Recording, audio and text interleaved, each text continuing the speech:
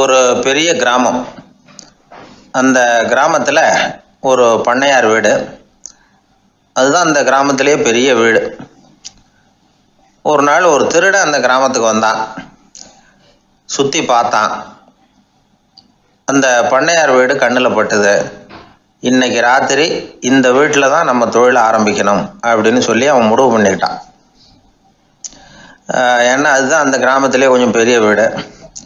அங்கே தான் அவன் எதிர்பார்க்குறது ஏதாவது கிடைக்கும் அப்படிங்கிறது அவனுடைய முடிவு. நடு ராத்திரி அவன் மெதுவாக சுவர் குதித்து அந்த பெரிய வீட்டுக்குள்ளே புகுந்தான். அங்கே போய் பார்த்தா முக்கியமான இடங்கள்ல எல்லாம் காவலுக்கு ஆள் நின்றுட்டு இருக்கிறாங்க ராத்திரி நேரத்தில். சரி, இந்த வீட்டில் நம்மால் திருட முடியாது அப்படின்னு முடிவு பண்ணிட்டு மெதுவாக வந்த வழியிலேயே திரும்பி வந்தான். அந்த சமயத்தில் காலில் ஏதோ தட்டுப்பட்டுது. என்னது அப்படின்னு சொல்லி குனிஞ்சு பார்த்தா அங்கே ஒரு பெரிய வெங்காய மூட்டை அடுக்கி வச்சிருக்கிறாங்க. சரி, வந்ததுக்கு வெறுங்கையோடு திரும்ப வேண்டாமே அப்படின்னு சொல்லி கையில் இருந்த ஒரு பெரிய பை நிறைய அதை அள்ளி போட்டுக்கிட்டான். வெங்காயத்தை போட்டுக்கிட்டு புறப்படுற சமயத்தில் கப்புன்னு கழுத்தில் ஒரு கை வந்து விழுந்தது. ஆள் மாட்டிக்கிட்டான். அதாவது காவலாளிகள் அவனை பிடிச்சி வச்சுக்கிட்டாங்க. மறுநாள் காலையில் அந்த திருடனை பண்ணையார் முன்னாடி கொண்டுட்டு போய் நிறுத்தினாங்க. ஐயா, இந்த ஆள் ராத்திரி நம்ம வீட்டில் திருடுறதுக்காக வந்தான். வெங்காயத்தை அள்ளிட்டு புறப்படுறப்போ மாட்டிக்கிட்டான் அப்படின்னாங்க. அவர் பார்த்தார். என்னப்பா இவங்க சொல்கிறது உண்மைதானான்னு கேட்டார். ஆமான்னு ஒத்துக்கிட்டான் அந்த ஆள். பண்ணையார் அதுக்கப்புறம் கொஞ்சம் யோசனை பண்ணார். அப்புறமா தீர்ப்பு வழங்கினார். இதை பாருப்பா, நீ இங்கே திருட வந்தது குற்றம். அதுக்காக நீ 100 ரூபாய் அபராதம் செலுத்தணும், அல்லது 100 கசையடிகள் வாங்கணும். அதுவும் இல்லைன்னா நீயே திருடுன அவ்வளவு வெங்காயத்தையும் பச்சையா என் கண் முன்னாடியே சாப்பிட்டுடணும். இதில் எந்த தண்டனையை ஏற்றுக்கிறது அப்படிங்கிறத பற்றி நீயே யோசனை பண்ணி முடிவு எடுத்துக்கலாம் அப்படின்னு சொல்லிவிட்டார். அதாவது இவனே முடிவு பண்ணிக்க வேண்டியது.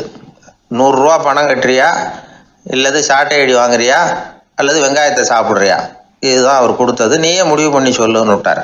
திருடன் கொஞ்சம் நேரம் யோசனை பண்ணி பார்த்தான். அவனுக்கு இருக்கிறதுலே ரொம்ப சுலபமாக தெரிஞ்சது இந்த வெங்காயத்தையே சாப்பிட்டுட்றேன்ட்டான். ஐயா, நான் இந்த வெங்காயத்தையே சாப்பிட்டுட்றேன், அதுதான் எனக்கு கொஞ்சம் சுலபமாக தெரியுதுன்னா சரின்னு விட்டார் பண்ணையார். அப்படியே எல்லாத்தையும் கொண்டு வந்து கொட்டினாங்க. ஒவ்வொன்றா எடுத்து சாப்பிட ஆரம்பித்தான். கொஞ்ச நேரம் சுவாரஸ்யமாக சாப்பிட்டான். அதுக்கப்புறம் வாய் எரிய ஆரம்பிச்சுட்டுது. கண்ணு ரெண்டும் செவந்து போச்சு. கண்ணில் இருந்து தார தாரையாக கண்ணீர் வழிய ஆரம்பிச்சுட்டுது. ஒரே எரிச்சல். அவனால் தாக்கு பிடிக்க முடியல. வெங்காயம் பாதி கூட தீரல. பார்த்தான், சரி இது நமக்கு சரிப்பட்டு வராது அப்படின்னு முடிவு பண்ணிட்டான்.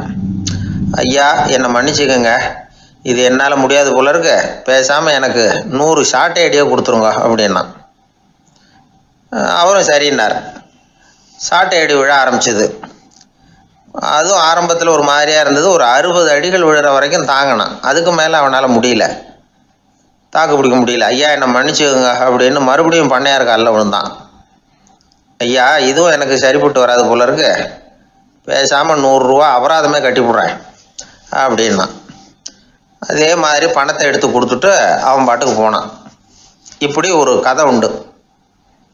இந்த கதையை உலக புகழ்பெற்ற மனோதத்துவ மேதை எம் ஸ்காட் பெக் ஒரு உதாரணமாக எடுத்து சொல்கிறார். எதுக்காக அவர் எடுத்து சொல்கிறாருன்னா, இந்த முடிவெடுக்கும் திறன் அப்படிங்கிறத விளக்கிறதுக்காக. வாழ்க்கையில் முடிவெடுக்கிற திறன் நம்ம ஒவ்வொருத்தருக்கும் ரொம்ப அவசியம். எந்த சந்தர்ப்பத்தில் எப்படி முடிவெடுக்கிறோம் அப்படிங்கிறத வச்சு தான் நம்ம வாழ்க்கை அமையும். எவ்வளவு தான் பணம் இருந்தாலும் சரி, எவ்வளவு தான் படிச்சிருந்தாலும் சரி, இந்த முடிவெடுக்கிற திறன் சரியா இல்லைன்னா வாழ்க்கையில் பல சறுக்கல்களை சந்திக்க வேண்டியிருக்கும். நாம் முடிவுகள் எடுத்தால் அந்த முடிவுகளால் ஏற்படக்கூடிய விளைவுகளுக்கு நாம் பொறுப்பு ஏற்க வேண்டி இருக்குமே அப்படிங்கிற பயத்தினால முடிவெடுக்கிற அதிகாரத்தை பல சமயங்களில் நாம் மற்றவங்களுக்கு தாரவாத்து கொடுத்துட்றோம். நாமே முடிவெடுக்கக்கூடிய திறமையை வளர்த்துக்கிறது தான் ரொம்ப முக்கியம். ஒருத்தர் சொன்னார், சார், சின்ன சின்ன பிரச்சனைகள்ல எல்லாம் எங்கள் வீட்டில் என் மனைவி முடிவு எடுக்க விட்டுருவேன், பெரிய பிரச்சனைகள்ல எல்லாம் நான் தான் முடிவெடுப்பேன் அப்படின்னார். பரவாயில்லையே அப்படின்னு சொல்லி சின்ன சின்ன பிரச்சனைகள்னா எதுங்க அப்படின்னு கேட்டேன். ஒன்றும் இல்லை, இந்த வீட்டு வருமானத்தை பெருக்கிறது எப்படி, வீட்டு செலவை சரி கட்டுறது எப்படி, வீட்டு செலவுக்கு வாங்கியிருக்கிற கடனை அடைக்கிறது எப்படி, இதெல்லாம் சின்ன சின்ன பிரச்சனைகள். என் மனைவி கிட்ட முடிவெடுக்கிற விஷயத்தை விட்டுருவேன்னார். பெரிய பிரச்சனை தான் நான் எடுத்துக்குவேன்னார். அப்படின்னா பெரிய பிரச்சனைன்னா எது சார் அப்படின்னு கேட்டேன். அது என்னென்னா, இந்த உலக பொருளாதாரத்தை மேம்படுத்துறது எப்படி, 21ஆம் நூற்றாண்டில் என்னென்ன சவால்களை சந்திக்க வேண்டியிருக்கும் உலகம், இதெல்லாம் நான் பார்த்துக்குவேன் அப்படின்னார். பாருங்க, இது பிரச்சனைகள்லேருந்து தப்பிக்கிற வழி. அதனால் வாழ்க்கையில் பிரச்சனைகளை சந்திக்கிறதுக்கு தயங்கக்கூடாது. அதே மாதிரி சரியான நேரத்தில் சரியான முடிவு எடுக்கிறதுக்கு நாம் கற்றுக்கணும். அது ரொம்ப முக்கியம். அந்த மரத்தின் உச்சியில் ஒரு பறவை கூடு, ஏதோ ஒரு பறவை கூடு கட்டியிருந்தது. அது என்ன பறவைன்னா ராஜாளி.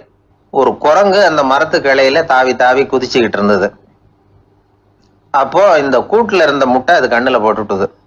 அதுக்கப்புறம் அது சும்மா இருக்குமா?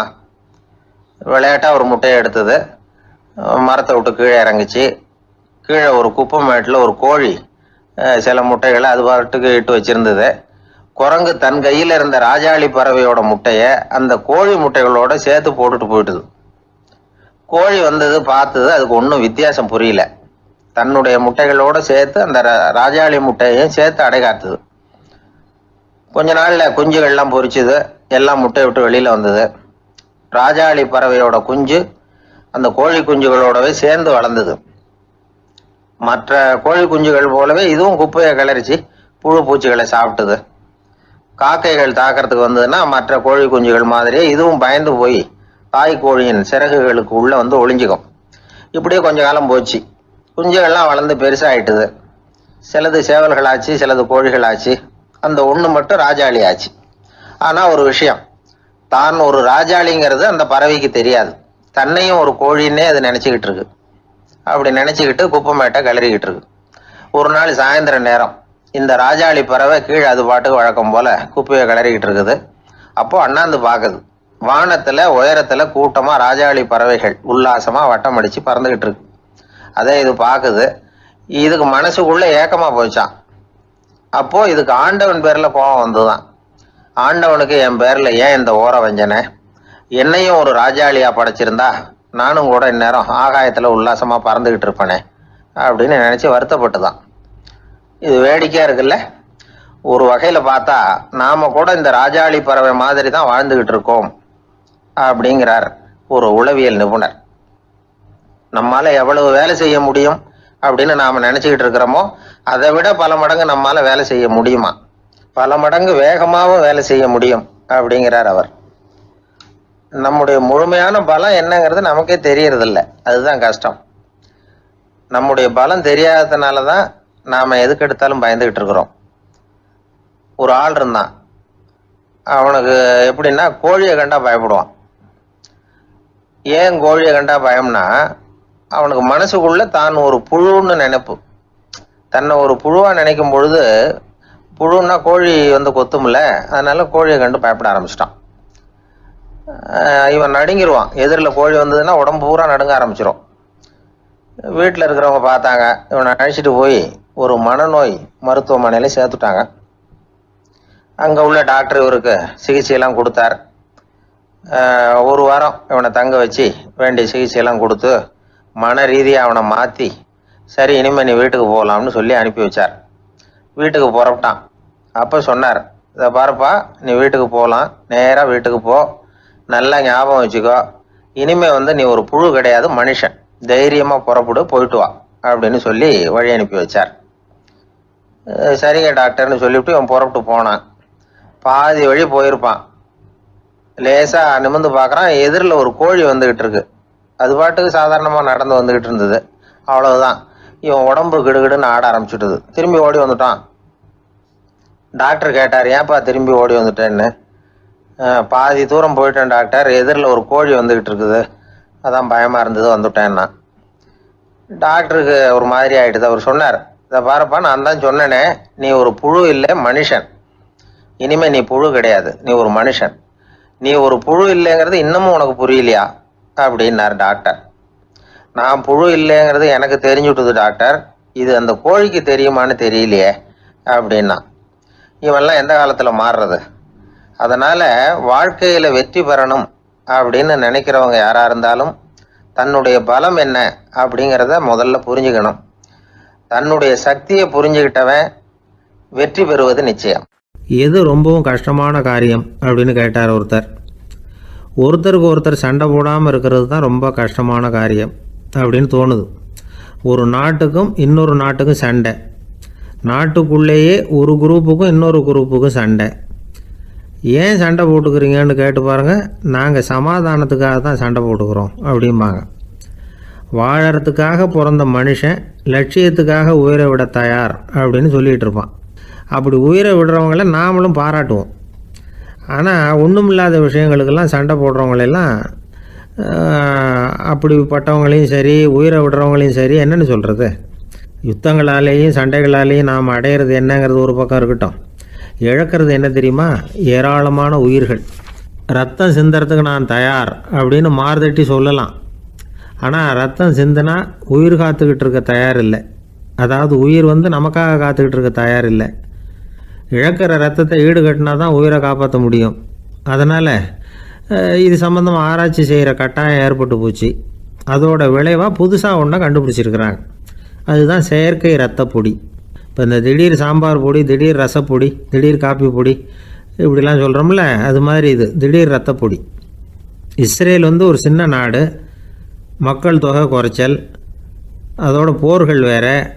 அதனால் காயம்பட்டவங்களை காப்பாற்றியே தீர வேண்டிய கட்டாயம். காப்பாற்றணும்னா ரத்த இழப்பை தடுக்கணும். அப்படின்னா உடனடியாக புது ரத்தம் செலுத்தி ஆகணும். திடீர்னு ரத்தம் வேணும்னா எங்கே போகிறது? அதுவும் கிடைக்கிற ரத்தம் சேர்கிற குரூப்பாக இருக்கணும். ஒரு வேடிக்கை பார்த்தீங்களா, நான் வேறு குரூப்பு நீ வேறு குரூப்புன்னு இவன் சண்டை போடுறான். இதில் அடிபட்டவனுக்கு ரத்தம் கொடுக்க போனால் அதுலேயும் அது வேறு வேறு குரூப்பாக இருக்குது. அது ரத்தமும் வேறு வேறு குரூப்புன்னு சொல்லிகிட்டு இருக்குது. எந்த குரூப்பு ரத்தம் வேணும்? அது உடனடியாக கிடைக்கலன்னா என்ன பண்ணுறது? இப்படிப்பட்ட கஷ்டம்லாம் நமக்கு வந்துடுது. இதுக்காக தான் விஞ்ஞானிகள் இந்த ரத்த பொடியை கண்டுபிடிச்சிருக்கிறாங்க. அதாவது ஒரு ஆள் அடிபட்டு போட்டான்னு வச்சுங்களேன், அவனுக்கு ரத்தம் கிடைக்கல. உடனே என்ன பண்ணலாம்? இந்த சுத்தப்படுத்தப்பட்ட தண்ணீரை கொஞ்சம் எடுத்துக்க வேண்டியது, அதில் இந்த ரத்த பொடியை கரைக்க வேண்டியது. இப்போ இந்த செயற்கை ரத்தம் தயாராகிட்டுது. இதை அந்த ஆள் உடம்புல ஏற்றி விட்டுற வேண்டியது.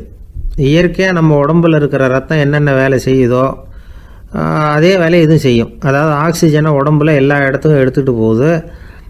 அந்த வேலையை இந்த செயற்கை ரத்தமும் செஞ்சுருது. ஆனால் ஒரு விஷயம், இந்த செயற்கை ரத்தம் ஒரு அவசரத்துக்கு தான் உபயோகப்படுத்தலாம், ஒரு முதல் உதவி மாதிரி. அதை அப்படியே நிரந்தரமாக விட்டுற முடியாது.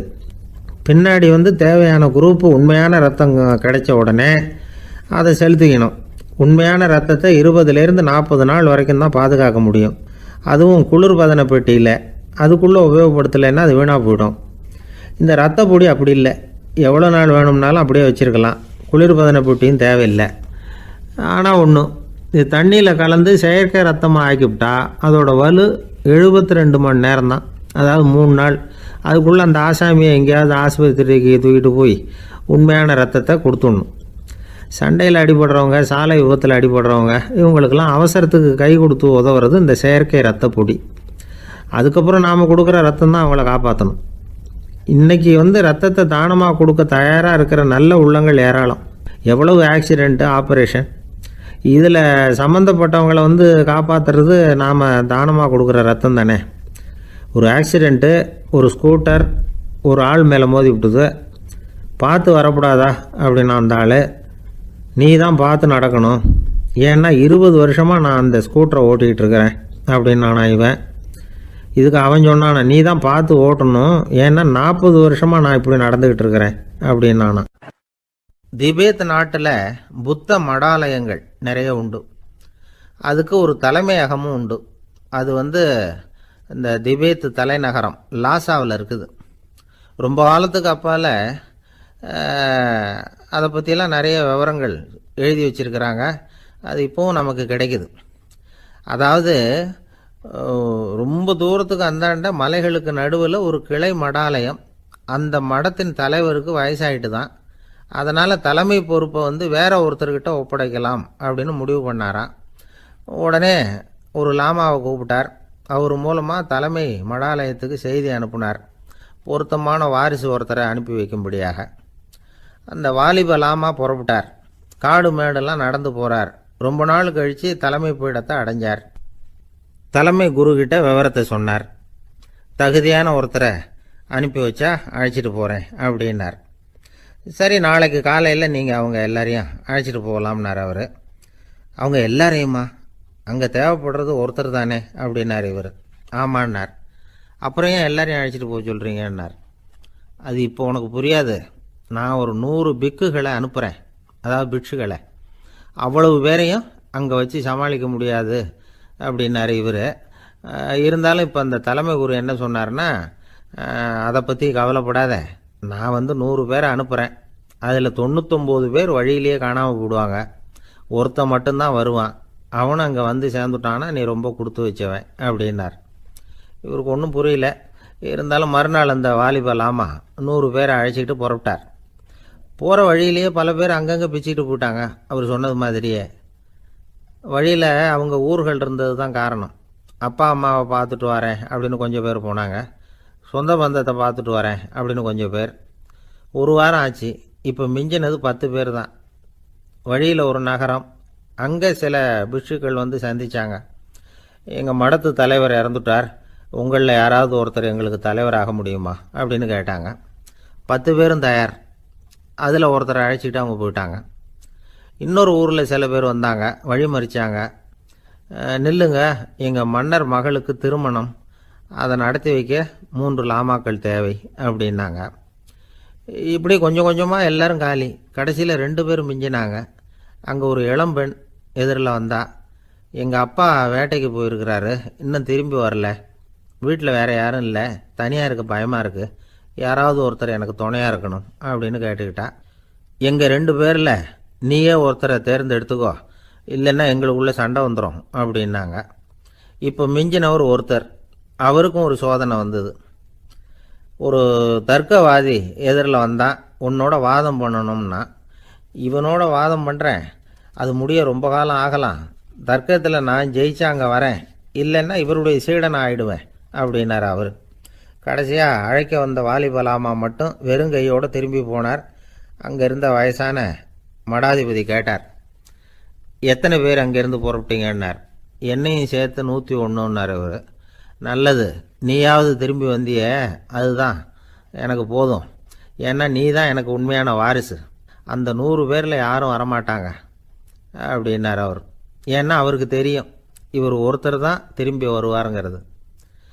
திபேத்தில் ஒரு பழங்கால பழமொழி உண்டாம், 100 பேர் செல்லலாம், எப்பொழுதாவது ஒருவன் அபூர்வமாக அடைய வேண்டிய இடத்தை அடைவான். இதுதான் அந்த பழமொழி. ஒரு உன்னதமான இலக்கை அடையணும்னா அது அவ்வளவு சுலபமான காரியம் இல்லை. இந்த காலத்து மடாலயம் ஒன்று, அதில் ஒரு தலைவர், அவருக்கு வயசாயிட்டுது, தனக்கு ஒரு வாரிசை நியமிக்கணும் அப்படின்னு ஆசைப்பட்டார். ரொம்ப கஷ்டப்பட்டு ஒருத்தரை பிடிச்சார். தனக்கு வாரிசாக நியமிச்சுட்டு அவர் சமாதி ஆகிட்டார். புதுசாக பொறுப்பேற்றுக்கிட்டவர் அப்படியே உட்காந்துருந்தார். அவரை தேடிட்டு பத்திரிகை நிருபர்கள்லாம் வந்தாங்க, கேட்டாங்க. அவர் உங்கள் பொறுப்பில் அவர் பெரியவர் விட்டுட்டு போன இது எவ்வளவு சுமாராக தேரும், எவ்வளவு விட்டுட்டு போனார் அப்படின்னு கேட்டிருக்கிறாங்க. அது என்ன ஒரு 50 லட்சம் இருக்கும் அப்படின்னாராம். அவ்வளவும் பணமா அப்படின்னு கேட்டிருக்காங்க. இல்லைங்க, கடன் அப்படின்னாராம் இவர். காலை நேரம், கடற்கரை ஓரம், காலை வீசிக்கிட்டு கையை வீசிக்கிட்டு ஏதோ சண்டைக்கு போகிற சிப்பாய் மாதிரி எல்லாரும் நடந்து போயிட்டுருக்கிறாங்க. நடைப்பயிற்சி. அதில் நமக்கு தெரிஞ்ச ஒருத்தர் எதிரில் வந்தார் ரொம்ப வேகமாக. என்ன சார் வாக்கிங்க அப்படின்னு கேட்டோம். அவரால் ஆமாம்னு பதில் சொல்ல முடியல, அவ்வளவு கஷ்டம். மூச்சு விடுறதுக்கே வாயை திறந்து மூடிட்டு இருக்கிறார். எங்கே பேசுறது? கொஞ்சம் நின்று நிதானித்து மூச்சு விட்டுட்டு அதுக்கப்புறம் சொன்னார் ஆமாம் அப்படின்னு. என்ன சார் இவ்வளவு வேகம்னு? உங்கள் பேச்சை கேட்டுவிட்டு தான் சார் நடக்க ஆரம்பித்தோம். நீங்கள் தான் அடிக்கடி சொல்லிகிட்டு இருந்தீங்க நடக்கிறது நல்லதுன்னு. அன்னையிலேருந்து ஆரம்பிச்சுட்டேன், ஆனால் ரொம்ப கஷ்டமாக இருக்குது சார். இப்போ பாருங்கள், உங்கள்கிட்ட சுலபமாக பேசக்கூட முடியல, மூச்சு வாங்குது, உடம்பு கூட வலிக்கிறது மாதிரி இருக்குது அப்படின்னு அவர் பாட்டுக்கு பேச ஆரம்பிச்சிட்டார். உங்களை யார் சார் இவ்வளவு வேகமாக நடக்க சொன்னது? வேகத்தை குறைங்க, மெதுவாக நடங்க அப்படின்னோம். நீங்கள் நடக்கிறதுனால என்னென்ன சௌகரியம்னு அன்னைக்கு சொன்னீங்களே தவிர சௌகரியமாக நடக்கிறது எப்படின்னு சொல்லலையே அப்படின்னார் அவர். இன்னமும் லேசாக மூச்சு வாங்கிக்கிட்டே சொன்னால் கூட இவர் சொல்கிறதுலேயும் ஒரு நியாயம் இருக்குது. அதனால் இந்த நடைப்பயிற்சி பண்ணுறவங்க கவனிக்க வேண்டிய சில முக்கியமான குறிப்புகள் இருக்குது. அது என்னென்னங்கிறத அவங்க தெரிஞ்சுக்கணும். அது தெரிஞ்சு வச்சுக்கிறது நல்லது. இதெல்லாம் மருத்துவ நிபுணர்கள் சொல்கிற குறிப்புகள். அவங்க என்ன சொல்கிறாங்க தெரியுமா? உங்கள் வயசு 40க்கு மேலேயா? உங்கள் எடை இருக்க வேண்டியதை விட 10 கிலோ அதிகமாக இருக்குதா? நீங்கள் புகை பிடிக்கிறவரா? இதய நோய், இரத்த நாள நோய், உயர் இரத்த அழுத்தம் இப்படி ஏதாவது உங்களுக்கு உண்டா? அப்படின்னா நீங்கள் உங்கள் இஷ்டத்துக்கு வரிஞ்சு கட்டிக்கிட்டு நடைப்பயிற்சி பண்ண ஆரம்பிச்சிடாதீங்க. முதல்ல ஒரு மருத்துவ பரிசோதனை பண்ணிக்கோங்க, அதுதான் நல்லது அப்படின்னு அவங்க சொல்கிறாங்க. நடக்கிறப்போ, உடற்பயிற்சி செய்கிறப்போ மார்பு பகுதியில் அல்லது வேறு எங்கேயாவது தொடர்ந்து வலி இருந்ததுன்னா பயிற்சியை நிறுத்தி விட்டு டாக்டரை போய் பார்க்கணும். நடைப்பயிற்சி பண்ணுறப்போ உங்கள் சக்திக்கு தகுந்த மாதிரி மெதுவாக அதிக கஷ்டம் இல்லாமல் முன்னேறலாம். அங்கே என்ன போட்டியாக வைக்கிறாங்க? முந்திக்கிட்டு போய் என்ன பண்ண போகிறோம்? பரிசா வாங்க போகிறோம். அதனால் நிதானம் அவசியம் அப்படிங்கிறது அவங்க ஆலோசனை. தொந்தரவு கொடுக்காத ஷூ, ட்ரெஸ்ஸு இதுகளை உபயோகப்படுத்துங்க. பாதத்தில் ஆடு தசை இருக்குல்ல, அங்கே ஏதாவது பிரச்சனை இருந்ததுன்னா டாக்டரை பாருங்கள். இந்த பாதத்தில் வலி வரும் அந்த இடத்துல. வெயில் காலமாக இருந்தால் தலைக்கு தொப்பி வச்சுக்கோங்க. பனியில் நடந்தாலும் அப்படி தான். தலையை பத்திரமா பார்த்துக்குங்க. நம்மக்கிட்ட ஏதோ கொஞ்சம் உருப்படியாக தெரியறது அது தானே. உடற்பயிற்சிக்கு முன்னாடி பின்னாடி பயிற்சி செய்கிறப்போ நிறைய தண்ணி குடிக்கலாமா. முதல் 1 மாதத்துக்கு கொஞ்சம் தளர்த்தியாக சாவகாசமாக நடக்கலாம். மணிக்கு 3 அல்லது 4 கிலோமீட்டர் வேகம்னு வச்சுங்களேன். அதுக்கப்புறம் வேகத்தை அதிகப்படுத்தலாம். மணிக்கு 6 அல்லது 8 கிலோமீட்டர் அளவுக்கு நடக்கலாம். நல்லா கையை வீசிக்கிட்டு நடக்கணும். மூச்சு விடுற எண்ணிக்கை அதிகரிக்கணும். இது மாதிரி ஒரு 30 நிமிஷம் நடக்கலாம். தனியாக நடந்து போகிறதுக்கு உங்களுக்கு என்னமோ மாதிரி இருக்குதா? கூட யாரையாவது சேர்த்துக்குங்க. ஒரு குரூப்பாக சேர்ந்து போகலாம். நடக்கிறதுங்கிறத ஒரு சந்தோஷமான சமாச்சாரமாக ஆக்கிக்கணும். தினம் இப்படி நடக்க வேண்டி இருக்குதே அப்படின்னு புலம்பிக்கிட்டே போகக்கூடாது. சில பேர் நடக்கிறப்போ கடந்த காலத்தை அசை போட்டுக்கிட்டே போவாங்க. சில பேர் வருங்காலத்தை அசை போட்டுக்கிட்டே போவாங்க. சில பேர் முக்கியமான திட்டம்லாம் இப்படி நடக்கிறப்போ தான் தீர்மானம் பண்ணுவாங்க. நடக்கிறதுனால மன இறுக்கம் குறையுது, பரபரப்பு குறையுது, மன ஆற்றல் பெருகுது, தன்னம்பிக்கை வளருது, முதுமை தள்ளி போகுது, செயல்திறன் அதிகரிக்குது. இதை தவிர உடம்புக்கும் பல விதமான சௌகரியங்கள் ஏற்படுது. அதனால் இது வரைக்கும் நடக்க ஆரம்பிக்காதவங்க இனிமேல் இந்த குறிப்புகளை கவனத்தில் வச்சுக்கிட்டு நடக்க ஆரம்பிச்சுடலாம். சார்லஸ் லேம்ப் அப்படின்னு ஆங்கில இலக்கிய மேதை ஒருத்தர், அவர் ஒரு தரம் உடம்பு சரியில்லைன்னு டாக்டர்கிட்ட போனாராம். டாக்டர் அவரை பார்த்துட்டு, நீங்கள் தினமும் காலையில் வெறும் வயத்தில் நடக்கணும் அப்படின்னாராம். வெறும் வயத்தில் நடக்கிறதுக்கு நான் தயார், ஆனால் வயிறு கிடைக்கணுமே சார். யார் வயத்து மேலே நடக்கிறது டாக்டர் அப்படின்னு கேட்டாராம் இவர். வயிறு பசிக்குதேங்கிறது சிலரோட கவலை, வயிறு பசிக்க மாட்டேங்குதே அப்படிங்கிறது சில பேரோட கவலை. 2 விதமான கவலைக்கும் வயிறு தான் காரணமாக இருக்குது. வயிறு பசிச்சதுன்னா அது இயற்கை, வயிறு பசிக்கலைன்னா அது வியாதி. ஆனால் பசியையும் நாம் பசிப்பிணி அப்படின்னு தான் சொல்லுவோம். என்ன காரணம்? வியாதியை போக்க வேண்டியது எவ்வளவு முக்கியமோ அதை விட முக்கியம் பசியை போக்க வேண்டியது. ஒரு சமுதாயத்தில் பசிப்பிணியே இருக்கக்கூடாது, அதுதான் நல்ல சமுதாயம். பசியை போக்கணும்னா சாப்பாடு போடணும், பசியின்மையை போக்கணும்னா வைத்தியம்தான் பண்ணணும். இது சம்பந்தமாக எவ்வளவோ ஆராய்ச்சிகள் நடக்குது, நிறைய மருந்து கண்டுபிடிச்சிருக்கிறாங்க. நம்ம உடம்புல பசியை தூண்டக்கூடிய பகுதி எது, இதை முதல்ல தெரிஞ்சுக்கணும் இல்லையா? நாம் சாப்பிட்ற ஆகாரம் செரிக்கிறதுக்கு எது காரணம் தெரியுமா? நம்ம மூளையோட பின்பகுதி தான் அதுக்கு காரணமாக இருக்குதாம். மூளையின் பின்பகுதியில் நரம்பு செல்களால் ஆன 2 வகையான ஆரக்சின்கள் தான் பசியை உண்டாக்குது அப்படின்னு கண்டுபிடிச்சிருக்கிறாங்க. 2 ஆய்வாளர்கள் இதை கண்டுபிடிச்சிருக்காங்க. அவங்க 2 பேரும் டெக்சாஸ் பல்கலைக்கழகத்தில் ஹார்வர்டு ஹக்ஸ் மருத்துவ கல்வி நிலையத்தில் பணிபுரிகிறவங்களாம். உண்பது தேவைங்கிறது உணரப்படும் போது மூளையின் அந்த குறிப்பிட்ட பகுதி ஆரக்சின் அப்படிங்கிற ஹார்மோன்களை சுரக்கும். அது பசி உணர்வை தூண்டும் அப்படிங்கிறது தான் அந்த ஆய்வாளர்களின் கண்டுபிடிப்பு.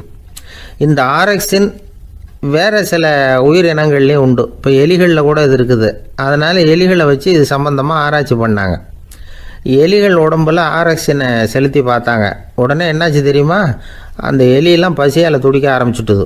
எதையாவது தின்னு பசியை தீர்த்தா போதுங்கிற அளவுக்கு அந்த எலிகள்லாம் அல்லாட ஆரம்பிச்சுட்டுது. இயல்பாக சாதாரணமாக அந்த எலிகள் எவ்வளவு சாப்பிடுமோ அது மாதிரி 8 முதல் 10 மடங்கு அதிகமான ஆகாரத்தை 1 மணி நேரத்துக்குள்ளே சாப்பிட்டு தீர்த்துட்டு தான். சில எலிகளின் மூளையில் இந்த ஆரக்சின் அளவை கட்டுப்படுத்தி பார்த்துருக்குறாங்க. உடனே என்னாச்சு தெரியுமா, அதெல்லாம் சாப்பாட்டை கண்டால் முகத்தை திருப்பிட்டு போக ஆரம்பிச்சுட்டு தான். அந்த எலிகளுக்கு பசி எடுக்கலையாம். இந்த ஆராய்ச்சியின் அடிப்படையில் பசியை எடுக்காமல் இருக்கிற மனிதர்களுக்கும் பசியை தூண்ட முடியும் அப்படின்னு சொல்லி ஆராய்ச்சியாளர்கள் தெரிவிச்சிருக்கிறாங்க. ஆக ஆரக்சின் தான் பசிக்கு காரணம்ங்கிறது தெரிஞ்சு போச்சு. சரி, இந்த ஆரக்சின் அப்படின்னா என்ன? அது ஒரு கிரேக்க சொல். அதுக்கு பசின்னு அர்த்தம். நம்ம ஆளுங்களுக்கெல்லாம் பசியை தூண்டுறதுக்கு மருந்து தேவையில்லை, பசியை குறைக்கிறதுக்கு தான் மருந்து தேவை. ஒரு அம்மா டாக்டரை தேடி வந்தாங்களாம். டாக்டர், எங்கள் வீட்டுக்காரருக்கு திடீர்னு அகோர பசி, நிறைய சமைச்சு போடுறேன், அவ்வளவையும் சாப்பிட்டுட்டு கீழே கிடக்கிற குப்பை கூலங்களையும் எடுத்து சாப்பிட ஆரம்பிச்சுட்றார், என்னன்னு கவனித்து பாருங்கள் அப்படின்னாங்களாம். எவ்வளோ நாளாக அப்படி இருக்குதுன்னு கேட்டிருக்காரு டாக்டர். 1 வாரமாக அப்படி இருக்குதுன்னாங்களாம். இவ்வளவு நாளாக ஏன் சும்மா இருந்தீங்க, ஆரம்பத்திலே இங்கே அழைச்சிட்டு வர வேண்டியது தானே அப்படின்னாரான் டாக்டர். அது ஒன்றும் இல்லை டாக்டர், வீடு பூரா சுத்தமாகட்டுமேன்னு பார்த்துக்கிட்டு இருந்தேன் அப்படின்னாங்களாம் அந்த அம்மா. ஒருத்தர் ஓடி வந்தார், இன்னொருத்தரை பார்த்து, சார் உங்கள் சைக்கிளை ஒரு நாள் இரவல் கொடுங்களேன், பக்கத்து ஊருக்கு போயிட்டு வர வேண்டியிருக்கு அப்படின்னார். இவர் சைக்கிளை கொடுத்து பத்திரமா கொண்டுகிட்டு போங்கன்னார். சார், இதை பத்திரமா கொண்டு போகிறேன், கவலையே வேணாம், ஏன்னா இது உங்களோட சைக்கிள் அப்படின்னு நான் நினைக்கல, என்னோட சைக்கிளாக நினைக்கிறேன் அப்படின்னார். அதுக்கப்புறம் தான் இவருக்கு உண்மையாகவே பயம் வந்துட்டுது. ஏன்னா அவர் சொன்னது மாதிரி அதை தன்னோட சைக்கிளாகவே நினச்சி தள்ளிட்டு போட்டால் என்ன பண்ணுறது? எது எதை நம்முடையதாக நினைக்கணுங்கிறதுக்கு ஒரு வரையறை இருக்குது. சில பேர் ஆஃபீஸையே வீடாக நினச்சி விடுறது உண்டு. அப்படிப்பட்டவங்க கூட வீட்டை ஆஃபீஸாக நினைக்கிறதில்ல. ஏன்னா வீட்டில் இவர் ஆஃபீஸராக நடந்துக்க முடியறதில்ல. இதெல்லாம் ஒரு பக்கம் இருக்கட்டும், இப்போ விஷயத்துக்கு வருவோம். பொறியியல் மேதை டாக்டர் விஸ்வேஸ்வரையா இருந்தார் இல்லையா, பாரத ரத்னா விருதெல்லாம் கொடுத்தாங்களே. ஆஃபீஸ் வேலை வேற, சொந்த வேலை வேற அப்படிங்கிறதுக்கு ஒரு உதாரணமாக இருந்தவர் அவர். மைசூர் மகாராஜா கிட்ட திவானா இருந்தார்.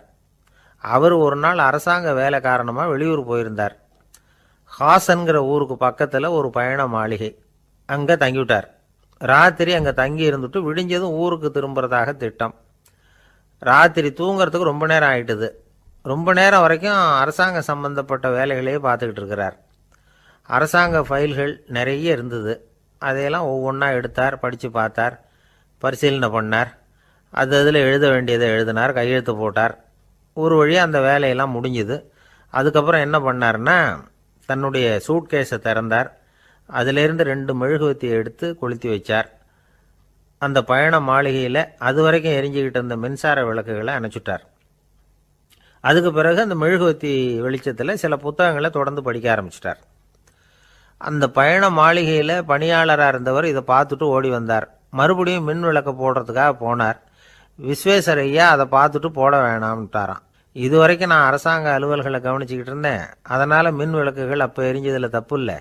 இப்போ நான் புத்தகம் படிச்சுக்கிட்டு இருக்கேன், இது என்னுடைய சொந்த வேலை, இங்கே இருக்கிற மின் விளக்கு அதுக்காக ஏன் எரியணும் அப்படின்னு கேட்டாராம். இப்போ இருக்கிற சில அரசு பணியாளர்கள்கிட்ட இந்த சம்பவத்தை பேச்சோட பேச்சா சொல்லி பார்த்தேன். அவங்களால இதை ஜீரணிக்கவே முடியல. நேர்மை தேவைதான் சார், அதுக்காக அவ்வளவு தூரத்துக்கு அது தேவையா அப்படிங்கிறாங்க. விஸ்வேஸ்வரையா அப்படி பண்ணினது தான் ஒரு நேர்மையாளர் அப்படின்னு இந்த உலகத்துக்கு நிரூபிக்கணுங்கிறதுக்காக இல்லை. தான் அப்படி நடந்து காட்டினா தன்னை சுற்றி இருக்கிறவங்களும் அதை கேள்விப்படுறவங்களும் முடிஞ்ச அளவுக்கு பொது வாழ்க்கையில் அரசு பணியில் நேர்மையை கடைபிடிக்க முயற்சி பண்ணலாமே அப்படிங்கிறதுக்காகத்தான்.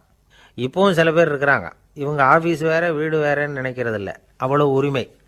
ஒருத்தர் அப்படி தான், அவருக்கு அவசரமாக 5000 ரூபா தேவைப்பட்டது. ஆஃபீஸு பணத்தை எடுத்துக்கிட்டார். அந்த நேரம் பார்த்து ஆடிட் வந்துட்டுது, ஆப்பிட்டுக்கிட்டார். விசாரணை நடக்குது. அவர் சொல்கிறார், சார் நான் நேரம் காலம் பார்க்காம ஆஃபீஸில் வேலை செய்வேன், ஏன்னா அதை என்னோட ஆஃபீஸாக நினைக்கிறேன். அவசரத்துக்கு அந்த பணத்தை எடுத்தேன், மறுபடியும் வச்சுடலாம்னு தான் இருந்தேன், அதுக்குள்ளே இப்படி ஆகிட்டுது. நீங்கள் என்ன நினச்சாலும் சரி, நான் ஆஃபீஸ் வேறு வீடு வேறு அப்படின்னு நினைக்கிறதில்ல, அது என்னோட சுபாவம் அப்படின்னார். விசாரணை பண்ணவர் தீர்ப்பு வழங்கினார். உங்கள் சுபாவத்துக்கு மதிப்பு கொடுத்து நானும் தீர்ப்பு வழங்குறேன். நீங்கள் கொஞ்ச நாள் ஜெயிலில் இருந்துட்டு வாங்க, அது உங்களுக்கு கஷ்டமாக இருக்காதுன்னு நினைக்கிறேன். ஏன்னா அங்கே போனாலும் நீங்கள் உங்கள் சுபாவப்படி வீடு வேற ஜெயில் வேறன்னு நினைக்க மாட்டீங்க அப்படின்னாராம். மனித நேயம்ங்கிறத பற்றி சொல்லுவாங்க. மனித நேயம் ஏன்னா ஒரு கணவன் கணவனாக இருக்கணும், மனைவி மனைவியாக இருக்கணும். ஒரு மனுஷன் இன்னைக்கு மனிதனாக இல்லை. மனித நேயம் குறைஞ்சி போச்சு, இது குடும்ப உறவுகள்லாம் ரொம்ப மாறி போச்சுன்னு சொல்ல. இப்போ நாகரிகத்தில் அப்படி தான் இருக்குது. ஒரு இதில் ஒருத்தன் என்ன பண்ணியிருக்கிறான், ஒரு சின்ன பையனை கொண்டு வந்தானா. ஒரு சின்ன பையன் பக்கத்தில் இருக்கான். ஒரு பெரியவர் கேட்டிருக்காரு, யாருப்பா அந்த பையன் அப்படின்னு கேட்டிருக்காரு. இவன் சொன்னான்னா, இந்த பையன் எனக்கு தூரத்து உறவு, எனக்கு தூரத்து உறவுன்னு இருக்கான்.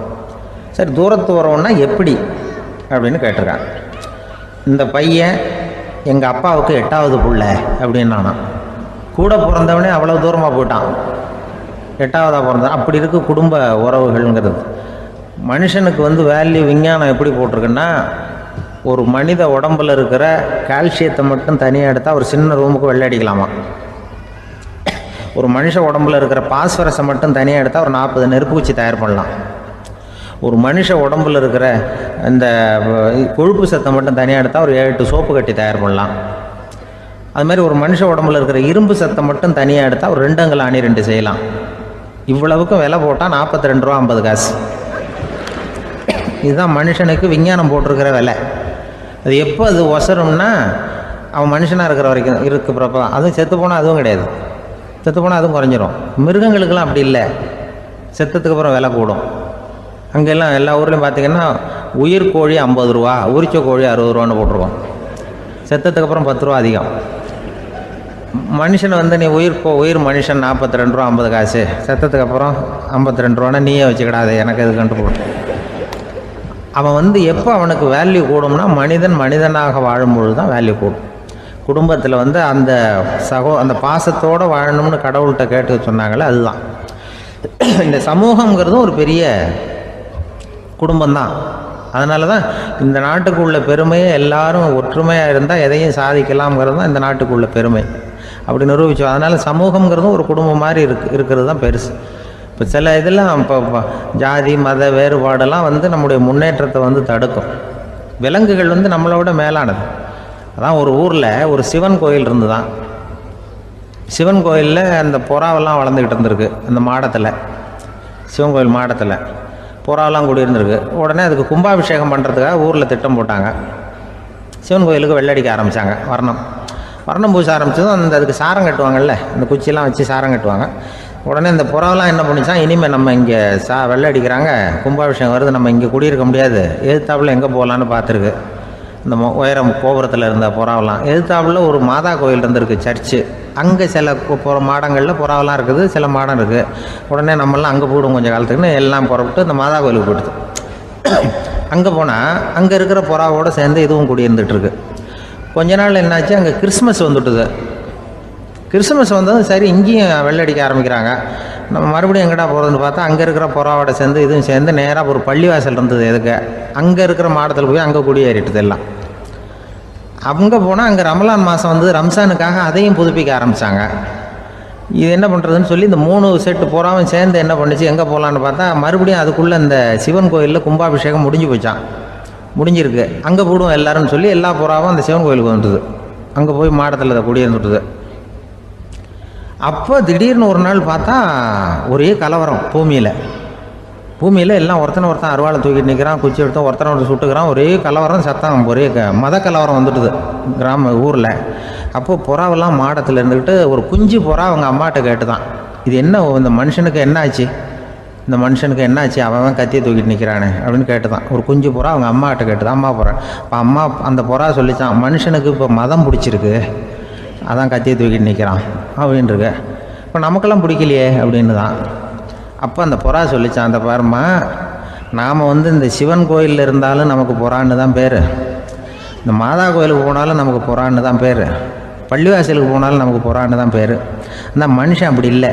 அவன் இங்கே இருக்கிற வரைக்கும் இந்துன்னு சொல்லுவான், அங்கே மாதா கோயில் இருந்தான்னா கிறிஸ்தவன்னு சொல்லுவான், பள்ளிவாசலில் இருந்தான்னா முஸ்லீம்னு சொல்லுவான். அப்போ குஞ்சு புறா அது என்ன இப்படி பண்ணுறாங்க மனுஷங்க, இப்போ அவங்கள விட நம்ம வசதி போல் இருக்க, நம்ம தேவலாம் போல் இருக்க அப்படின்னு தான் அந்த குஞ்சு புறா. அப்போ அந்த தாய் புறா சொல்லித்தான், உண்மைதான், அதனால தான் நம்ம மேலான இடத்துல இருக்கிறோம், அவன் கீழே நிற்கிறான் இன்னமும் அப்படின்னு சொல்லித்தான். அளவுக்கு மிஞ்சினால் அமிர்தமும் நஞ்சு அப்படின்னு சொல்லுவாங்க. அது உண்மைதான். ஒருத்தருக்கு அளவுக்கு மீறிய புகழ் வந்துட்டுதுன்னு வச்சுங்க, அது கூட ஆபத்தாக போயிடுறது உண்டு. பழங்காலத்துல எல்லாம் கிரேக்க தேசத்தில் ஒரு பழக்கம் உண்டாம். அதாவது யாராவது ஒருத்தரை நாடு கடத்தணும்னா அதுக்கு ஒரு வழி உண்டு. அதாவது ஒருத்தர் நாடு கடத்தணும்னு மக்கள் விரும்புகிறாங்கன்னு வச்சுங்களேன், அவர் பேரை ஒரு மண்பாண்ட ஓட்டுச்சில்லில் எழுதி அதை ஒரு குறிப்பிட்ட பொது இடத்துல போட்டுற வேண்டியது, அவ்வளவுதான். இது மாதிரி பல பேர் போட்டுக்கிட்டே இருப்பாங்க, எல்லாம் அப்படியே குவிஞ்சு போயிடும். அந்த ஓட்டாஞ்சில்லு குவியலில் யாருடைய பேர் அதிகமாக இருக்குதோ அந்த நபரை ஒரு 10 ஆண்டுகள் நாடு கடத்தி விடுவாங்க. இது அந்த ஊர் வழக்கமாக. ஒரு நாள் அந்த குவியலுக்கு பக்கத்தில் ஒரு ஆள் நின்றுக்கிட்டு இருக்கிறான். அவன் கையில் ஒரு ஓட்டாஞ்சில்லு வச்சிருக்கிறான். அதில் யாரோட பேரையோ எழுதணும், எழுதி அந்த இடத்துல போடணுங்கிறது அவன் ஆசை. ஆனால் அவன் படிக்காதவன், அதனால் எழுத தெரியல. யாராவது அந்த வழியாக வர்றாங்களான்னு பார்த்துக்கிட்டே நின்றுக்கிட்டு இருந்தான். ஒரு பெரியவர் வந்துக்கிட்டு இருந்தார். அவர்கிட்ட ஓடினான். கையில் இருந்த மண்பாண்ட சில்லை கொடுத்தான். ஐயா, இதில் ஒரு பேர் எழுதி கொடுங்களேன்னா அந்த பெரியவர் அதை வாங்கி கையில் வச்சுக்கிட்டு, என்ன பேர் எழுதணும் சொல்லு அப்படின்னா இவன் சொன்னான், அரிஸ்டைடிஸ் அப்படின்னு எழுதுங்க அப்படின்னா. இதை கேட்டதும் அந்த பெரியவருக்கு அதிர்ச்சி. ஏன்னா அவர் தான் அரிஸ்டைடிஸ், தத்துவ மேதை அரிஸ்டைடிஸ் அவர். இருந்தாலும் நான் தான் அதுங்கிறத காட்டிக்காம அந்த ஆளுகிட்ட கேட்டார். அது சரிப்பா, அரிஸ்டைடிஸ்ங்கிற பேரை எழுத சொல்ற, அவர் உனக்கு என்ன கெடுதல் பண்ணார், அவர் பேரை இதில் எழுத சொல்றிய அப்படின்னு கேட்டிருக்கார். அதுக்கு இவன் சொன்னானா, அவர் எனக்கு எந்த கெடுதலும் பண்ணலை, அவரை நான் பார்த்தது கூட இல்லை அப்படின்ட்டுருக்கான். அப்புறம் எதுக்காக அவரை நாடு கடத்தணும்னு நீ ஆசைப்படுற அப்படின்னு கேட்டிருக்கார். இப்போ அந்த ஆள் சொல்கிறான், அரிஸ்டைடஸை பற்றி எல்லாரும் பேசுகிறாங்க, அவர் ரொம்ப நல்லவர், அவர் ஒரு பெரிய அறிவாளிங்கிறாங்க, அவர் ஒரு பெரிய வள்ளல், பேரறிஞர், இப்படி எல்லாரும் சொல்கிறத கேட்டு கேட்டு எனக்கு ரொம்ப அழுத்து போயிட்டுது, அதனால தான் வெறுப்பாயிட்டேன் அப்படின்னு நானும். இதிலேருந்து என்ன தெரியுது, நாம் நல்லவனாக இருக்கிறதுல ஒன்றும் இடைஞ்சல் இல்லை. ஆனால் நம்மளை நல்லவன் நல்லவன் எல்லாரும் சொல்ல ஆரம்பிச்சிட்டாங்கன்னு வச்சுக்கோங்க, அப்போ இடைஞ்சல் ஆரம்பம்னு அர்த்தம். எதுவுமே அளவுக்கு மிஞ்சி போகாமல் பார்த்துக்க வேண்டியது ரொம்ப அவசியம். அளவுக்கு அதிகமாக ஆசைப்படாதவங்களில் ஆப்ரஹாம் லிங்கனும் ஒருத்தரான். அவர் ஒரு தடவை தன்னுடைய நண்பர்கள்கிட்ட பேசிக்கிட்டு இருந்தாராம். ஒருத்தர் கேட்டிருக்கார், ஒரு மனுஷனுக்கு கால்கள் எவ்வளோ உயரம் இருக்கணும் அப்படின்னு கேட்டாராம். இதுக்கு ஆப்ரஹாம் லிங்கன் சொன்னாராம், அது என்ன, இடுப்புலேருந்து தரையை தொடுற அளவுக்கு உயரம் இருந்தால் போதும் அப்படின்னாராம். எனக்கு ஒரு உதவி செய்யணும் அப்படின்னு நம்மளை பார்த்து ஒருத்தர் கேட்குறாருன்னு வச்சுங்களேன், உடனே நாம் அவரை பார்த்து என்ன உதவின்னு கேட்போம். இதுதான் சராசரி மனிதர்களின் இயல்பு. ஆனால் ஒருத்தர் எனக்கு ஒரு உதவி செய்யணும் அப்படின்னு கேட்ட உடனே என்ன உதவின்னு கூட கேட்காம சரி செய்கிறேன் அப்படின்னு ஒத்துக்கிறது இருக்கு பாருங்க, அது கொஞ்சம் அபூர்வம். அந்த காலத்தில் ஒருத்தர் இருந்தார். அவர் எப்படி தெரியுமா, உதவி கேட்குறவங்க நல்லவங்களா கெட்டவங்களா அப்படின்னு கூட பார்க்கல, தனக்கு நன்மையா தீமையா அப்படின்னு கூட பார்க்கல, உதவி செய்கிறேன்னு புறப்பட்டு விட்டார். அவர் யார் தெரியுமா, அவர் தான் நல சக்கரவர்த்தி. அவர் மாதிரி நாமும் உதவி கேட்குறவங்களுக்கு உடனே உதவி செய்கிறதுக்கு தயாராக இருக்கணும் அப்படின்னு சொன்னார் ஒரு ஆன்மீக பேச்சாளர். நல சரித்திரத்தை அவர் சொல்லிக்கிட்டு இருந்தார். இந்திரன், அக்னி, வருணன், யமன், இவங்க 4 பேரும் நலனை பார்த்து, எங்களுக்கு நீ உதவி செய்யணும், எங்களுக்காக நீ தூது போகணும் அப்படின்னு கேட்குறாங்க. யாருக்கிட்ட தூது போகணும், என்ன காரியத்துக்காக போகணும் அப்படின்னு கேட்கணும்ல. நலன் அப்படி கேட்கவே இல்லை, உடனே சரின்னு ஒத்துக்கிறான். அதுக்கப்புறம் அவங்க விவரம் சொல்கிறாங்க, என்ன உதவி, யாருக்கிட்ட தூது போகணும் அப்படிங்கிற விவரத்தை சொல்கிறாங்க. நலனுக்கும் அப்புறம்தான் புரியுது, எந்த தமயந்தியை இவன் காதலிச்சானோ, எந்த தமயந்தின் சுயம்பரத்துக்காக இவன் போய்கிட்டு இருக்கிறானோ அந்த தமயந்தியை பார்த்து தங்களுக்காக அவகிட்ட வாதாடணும், பேசணும், தங்களில் ஒருத்தரை கல்யாணம் பண்ணிக்கும்படியாக கேட்கணும் அப்படின்னு அவங்க 4 பேரும் நலன்கிட்ட கேட்குறாங்க. இதை கேட்டதும் நலன் கொஞ்சம் கூட முகம் சுளிக்கலை, பதட்டப்படலை. நேராக தமயந்தி கிட்ட போகிறான். இந்திரன், அக்னி, வருணன், யமன் இவங்களோட சிறப்புகளை எடுத்து சொல்கிறான். இவங்களில் ஒருத்தரை கல்யாணம் பண்ணிக்கலாம் அப்படின்னு சொல்லி கேட்டுக்கிறான். ஆனால் இதுக்கு தமயந்தி சம்மதிக்கலை. சுயம்வரம் நடக்குது, அவள் நலனை தேர்ந்தெடுக்கிறாள். அந்த 4 பேரும் நலனுக்கு நிறைய வரங்கள்லாம் கொடுக்குறாங்க. அதுக்கப்புறம் இப்படி போகுது கதை. இதில் நாம் கவனிக்க வேண்டியது என்னென்னா, உதவின்னு கேட்ட உடனே என்ன உதவின்னு கேட்காம சரி செய்கிறேன்னு சொன்னான் பாருங்க, அதை கொஞ்சம் சிந்திக்கணும். செய்கிறேன்னு ஒத்துக்கிட்டதுக்கு அப்புறம் அது என்ன உதவின்னு தெரிஞ்சும் முகம் சுளிக்காமல் அதை செஞ்சான் பாருங்க, அதையும் கொஞ்சம் சிந்திக்கணும். நம்மளும் ஒருத்தன் ஒரு நண்பனை தேடி போனான், எனக்கு ஒரு உதவின்னா சரி சொல்லுன்னா, இப்போ உங்ககிட்ட 2 கார் இருந்தால் என்ன பண்ணுவேன்னா, உடனே அதில் ஒன்று உங்ககிட்ட கொடுத்துருவேன்னா அவன். உங்ககிட்ட 2 பங்களா இருந்தால் என்ன பண்ணுவேன்னா, அதில் ஒன்று உங்ககிட்ட கொடுத்துருவேன்னா. உங்ககிட்ட 2 பேனா இருந்தால் என்ன பண்ணுவேன்னா, அதில் ஒரு பேனாவை உங்ககிட்ட கொடுக்க மாட்டேன்னா அவன். ஏன்டா அப்படி சொல்கிறேன்னா, ஏன்னா இப்போ நிஜமாவே என்கிட்ட 2 பேனா இருக்குது, அதனால் அப்படி சொல்கிறேன் அப்படின்னு நானான் அவன். ஒருத்தன் தன்னுடைய நண்பனை வழியில் பார்த்தான். என்னப்பா லெட்டர் போட்டுனே கிடச்சிதா அப்படின்னா. ஓ கிடச்சிதேன்னா அவன். இவன் உடனே ஏன்டா போய் சொல்கிற, நான் உனக்கு லெட்டரே போடலை, சும்மா தான் கேட்டேன், உடனே கிடச்சிட்டுதுங்கிறிய அப்படின்னா. லெட்டர் போட்டேன்னு நீ போய் சொல்கிறப்போ அது கிடைச்சதுன்னு நான் போய் சொல்லக்கூடாதா அப்படின்னு நானா அவன். இப்படிப்பட்டவங்க சில பேர் இருந்தால் கூட இன்னைக்கு கடிதம் மூலமாக தொடர்பு கொள்ளாதவங்க இருக்கவே முடியாது. அந்த அளவுக்கு அது அவசியமான ஒன்றாயிட்டுது. இந்த அஞ்சல் அட்டைகள் எப்படி ஆரம்பமாச்சு தெரியுமா? ஆஸ்திரியா நாட்டில் ஒரு பேராசிரியர் இருந்தார். அவர் பேர் இம்மானுவேல் ஹெர்மன். அவர் ஒரு நாள் ஒரு பத்திரிகையில் கட்டுரை எழுதினாராம். இது நடந்தது 1869. அவர் எழுதின கட்டுரையில் மக்கள் அதிகம் செலவில்லாமல் ஒருத்தருக்கு ஒருத்தர் தகவல் பரிமாறிக்கிறது எப்படி அப்படிங்கிறத பற்றி எழுதியிருந்தார். அதுக்கு சில யோசனைகளை அவரே எழுதியிருந்தாராம். எப்படின்னா, அந்த கட்டுரையை எல்லாரும் படித்து பார்த்துருக்குறாங்க, அவர் சொன்ன யோசனைகள் என்னன்னு. அது அரசாங்கத்தின் கவனத்துக்கு அது போச்சான். ஆகா, இது அவர் சொல்கிற யோசனை நல்லா இருக்கும் போல் இருக்கு அப்படின்னு அவங்களே நினச்சிருக்கிறாங்க. அவ்வளவுதான். உடனே அந்த யோசனையை நடைமுறைக்கு கொண்டுட்டு வந்தாங்களாம். பேராசிரியர் இம்மானுவேல் ஹெர்மனின் யோசனைப்படி அச்சடித்த அரசு முத்திரையோட அரசாங்கம் அஞ்சல் அட்டைகளை வெளியிட ஆரம்பிச்சுதான். 1869 அக்டோபர் 7ஆம் தேதி இது நடந்திருக்கு. உலகின் முதல் அஞ்சல் அட்டை வெளிவந்த நாள் அது. அப்போதான் அதுக்கு பேர் என்ன தெரியுமா? அதாவது கரஸ்பாண்டிங் கார்டு அப்படின்னு பேராது. அதுக்கப்புறம் என்ன ஆச்சுன்னா, உடனடியாக அமெரிக்காவிலேயே இது மாதிரியான கார்டுகளை வெளியிட ஆரம்பிச்சிட்டாங்க. அங்கே இதுக்கு என்ன பேர் தெரியுமா? Postal card. அதுக்கப்புறம் 1870 இங்கிலாந்துலேயும் இதை வெளியிட்டாங்களாம். அதை வெளியிட்ட முதல் நாள் அன்னைக்கு என்ன நடந்தது தெரியுமா? மக்கள்லாம் ஏதோ நியாய விலை கடையில் நிற்கிறது மாதிரி பெரிய பெரிய கியூ வரிசையில் நின்று இதை வாங்கினாங்களாம். நம்ம நாட்டில் முதல் அஞ்சலகம் 1927 கல்கத்தாவில் ஆரம்பமாயிருக்கு. இன்னைக்கும் அஞ்சலகம் இல்லாத இடமே இல்லை. அந்த அளவுக்கு அஞ்சல் போக்குவரத்து அதிகமாக இருக்குது. அன்னைக்கு உள்நாட்டில் ஒருத்தருக்கு ஒருத்தர் தகவல் பரிமாற்றம் செய்து கொள்ள மலிவான ஒரு அஞ்சல் அட்டையை அரசாங்கம் வெளியிடலாம் அப்படின்னு பேராசிரியர் எழுதின கட்டுரை இன்னைக்கு எந்த அளவுக்கு ஆகியிருக்கு பார்த்தீங்களா? ஒருத்தன் ஒரு தபால் பெட்டிக்கு பக்கத்தில் தலையை வச்சுக்கிட்டு அவன் பாட்டுக்கு நின்றுட்டு இருந்திருக்கான். அங்கே இருந்து இன்னொருத்தன் கேட்டிருக்கான், என்ன ஆச்சுன்னு. கொஞ்ச நேரத்துக்கு முன்னாடி இந்த தபால் பெட்டியில் ஒரு கார்டு எழுதி போட்டேன், விவரமெல்லாம் நல்லா தான் எழுதியிருக்கிறேன், ஆனால் அட்ரஸ் எழுத மறந்துட்டேன் அப்படின்னு நானா. உடனே அவன், அதுக்காக கவலைப்படாத, நான் போட்ட கார்டில் அட்ரஸ் எல்லாம் பின்கோடு உள்பட கரெக்டாக எழுதியிருக்கேன், ஆனால் விவரம் எழுத மறந்துட்டேன் நானா. கவலைப்படாத, கொஞ்ச நேரத்தில் தபால்காரர் வருவார், பெட்டியை திறந்ததும் நம்ம லெட்டரை கேட்டு வாங்கிக்கலாம்னா ஒருத்தன். கொஞ்ச நேரத்துக்கு முன்னாடி அவர் வந்தார், கேட்டேன், அதுக்கப்புறம் தான் மனசுக்கு ரொம்ப கஷ்டமாக போச்சு நானா. இவன் ஏண்டான்னு கேட்டிருக்கான். அவன், இது தபால் புட்டு இல்லையா. ஒரு நண்பர் யாருக்கோ ஃபோன் பண்ணிகிட்டு இருந்தார். அவர் பேசி முடித்ததும் நான் அவரை பார்த்து, இப்போ ஃபோன் பண்ணிங்களே, அந்த ஃபோன் நம்பர் என்ன அப்படின்னு கேட்டேன். அவர் தலையை சொரிஞ்சுக்கிட்டார், ஞாபகம் வரலன்னார். சரி சார், அதை விடுங்க, உங்கள் மனைவி பேர் என்ன அப்படின்னு கேட்டேன். மாலதின்னார். என்ன சார் இது வேடிக்கை, கொஞ்ச நேரத்துக்கு முன்னாடி பேசின ஃபோன் நம்பர் மறந்து போச்சு, எப்போவோ கல்யாணம் பண்ணிக்கிட்ட மனைவி பேர் மறக்கலை, அதை கரெக்டாக சொல்லிவிட்டீங்களே அப்படின்னு கேட்டேன். அவர் என்னை ஒரு மாதிரியாக பார்த்தார். அவர் அப்படி என்னை பார்த்ததில் ஒன்றும் தப்பு இல்லை, ஏன்னா நாம் எல்லாருமே அப்படித்தானே.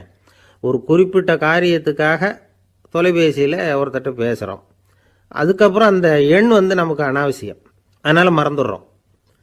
இதுக்கு பேர் தான் தற்காலிக ஞாபகம். ஆனால் மனைவி பேரை மறந்துட முடியுமா? முடியாது. அது அவசியமான ஒன்று. அடிக்கடி அந்த பேரை உபயோகப்படுத்துகிறோம், அதனாலேயும் அது முக்கியங்கிறதுனாலேயும் அதை மறக்கறதில்ல. இதுக்கு பேர் நிரந்தர ஞாபகம்.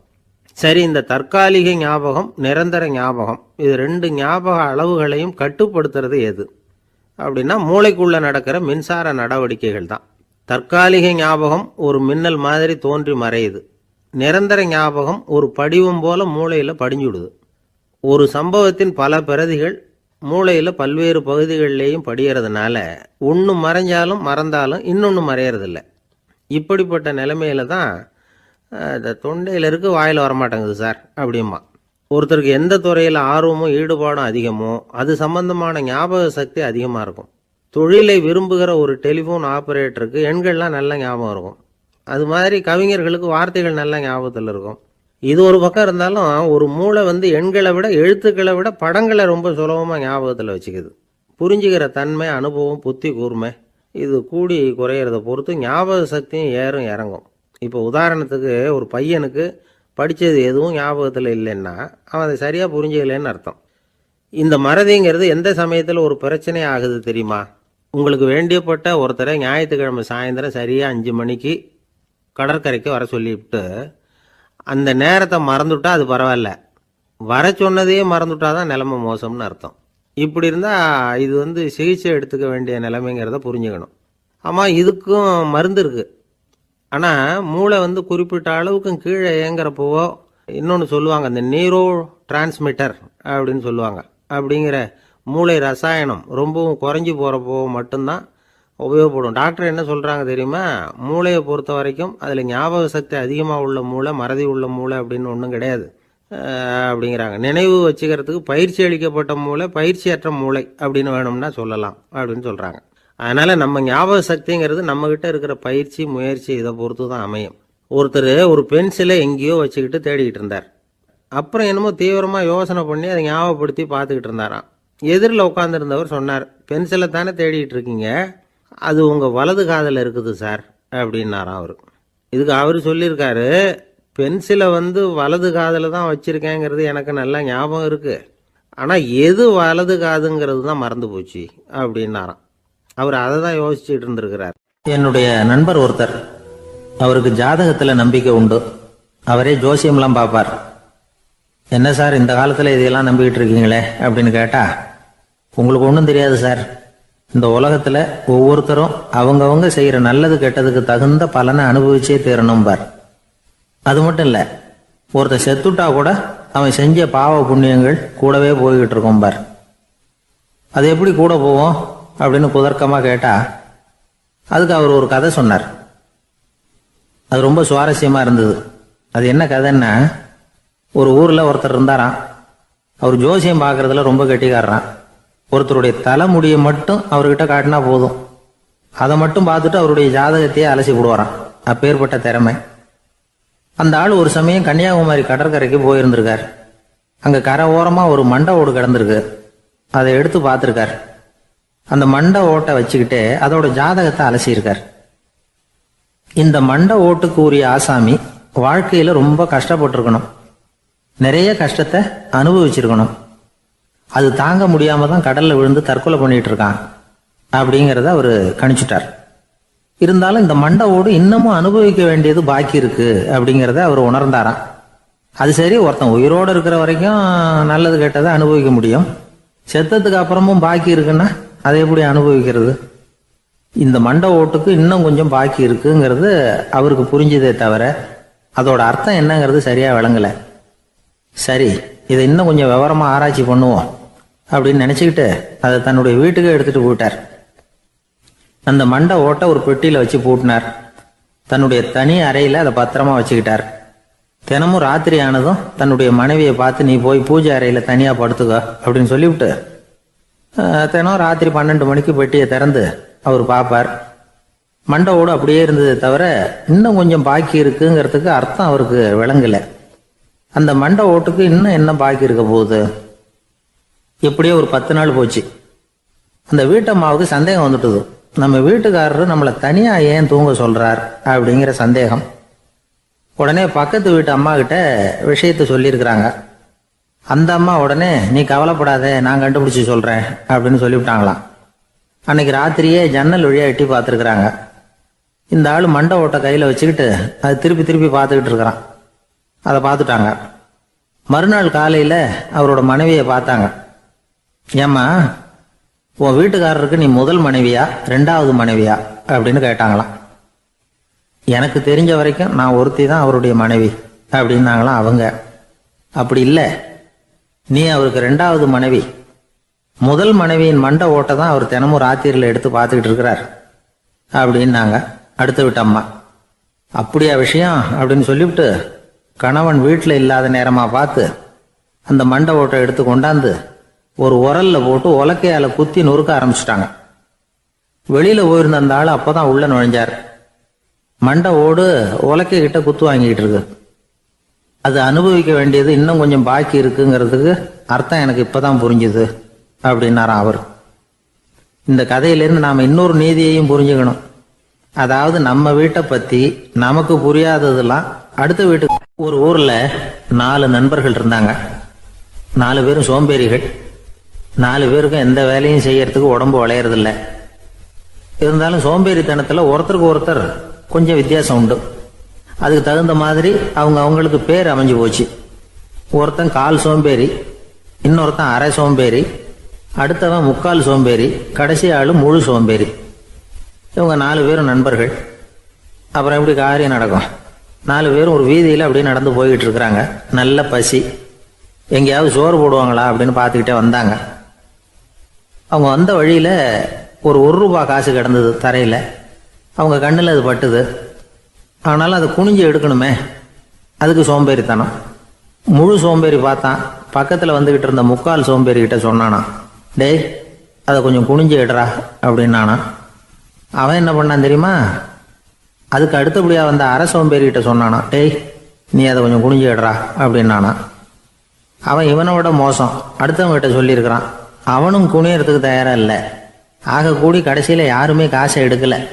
என்னத்துக்கு அனாவசியமாக உடம்ப வளைச்சிக்கணும் அப்படின்னு எல்லாரும் பேசாமல் வந்துட்டாங்க. அவங்க பாட்டுக்கு நடந்து வந்துக்கிட்டே இருக்கிறாங்க.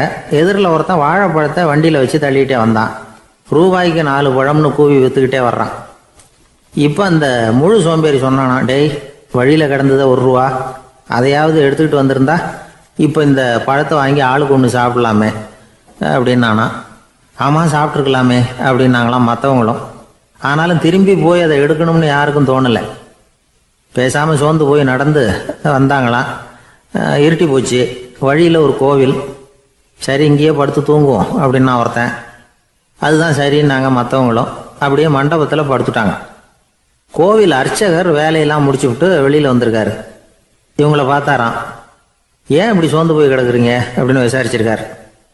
2 நாளாச்சுங்க நாங்கள் சாப்பிட்டு அப்படின்னாங்களாம். அவர் உடனே ஐயோ பாவம் அப்படின்னு சொல்லி பானை, விறகு, அரிசி, தண்ணி எல்லாம் கொடுத்து நீங்களே சமையல் பண்ணி சாப்பிட்டுக்குங்க அப்படின்னு சொல்லிவிட்டு போயிட்டார். இந்த 4 பேருக்கும் சமையல் பண்ணி சாப்பிடணும்னு ஆசையாக தான் இருந்தது. ஆனால் அடுப்பு பற்ற வைக்கணுமே, அதுக்கு தீப்பெட்டி வேணுமே. தீப்பெட்டி இல்லை. இப்போ முழு சோம்பேறி ஆரம்பித்தான். அடுத்தவனை பார்த்து, டேய் கடைக்கு போய் ஒரு தீப்பெட்டி வாங்கிட்டு வாயேன் அப்படின்னு நானா. அவன் வழக்கம் போல் அடுத்தவங்ககிட்ட சொல்லியிருக்கான். அவன் அதுக்கு அடுத்தவங்ககிட்ட சொல்லியிருக்கிறான். கடைசியாக கால் சோம்பேறிக்கிட்ட வந்து சேர்ந்தது. அவனும் அது நம்மளால் முடியாது அப்படின்னு பேசாமல் இருந்துட்டான். இப்போ தீப்பெட்டி வேணுமே, அதுக்கு என்ன பண்ணுறது? அவங்களுக்குள்ள பேசி ஒரு முடிவுக்கு வந்தாங்களாம்.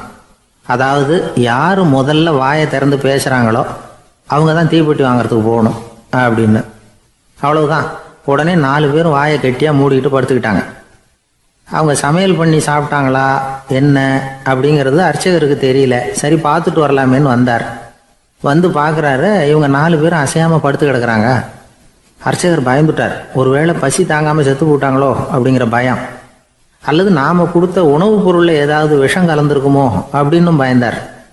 அப்படின்னா நம்ம மேலே பழி வந்துருமே அப்படின்னு நினச்சி நடுங்க ஆரம்பிச்சிட்டார். அப்புறம் அவரும் ஒரு முடிவுக்கு வந்தாராம். கோவிலுக்கு பக்கத்துலேயே ஒரு பெரிய குழி இருந்தது. அதில் ஒவ்வொருத்தரையா இழுத்துக்கிட்டு போய் போட்டார்.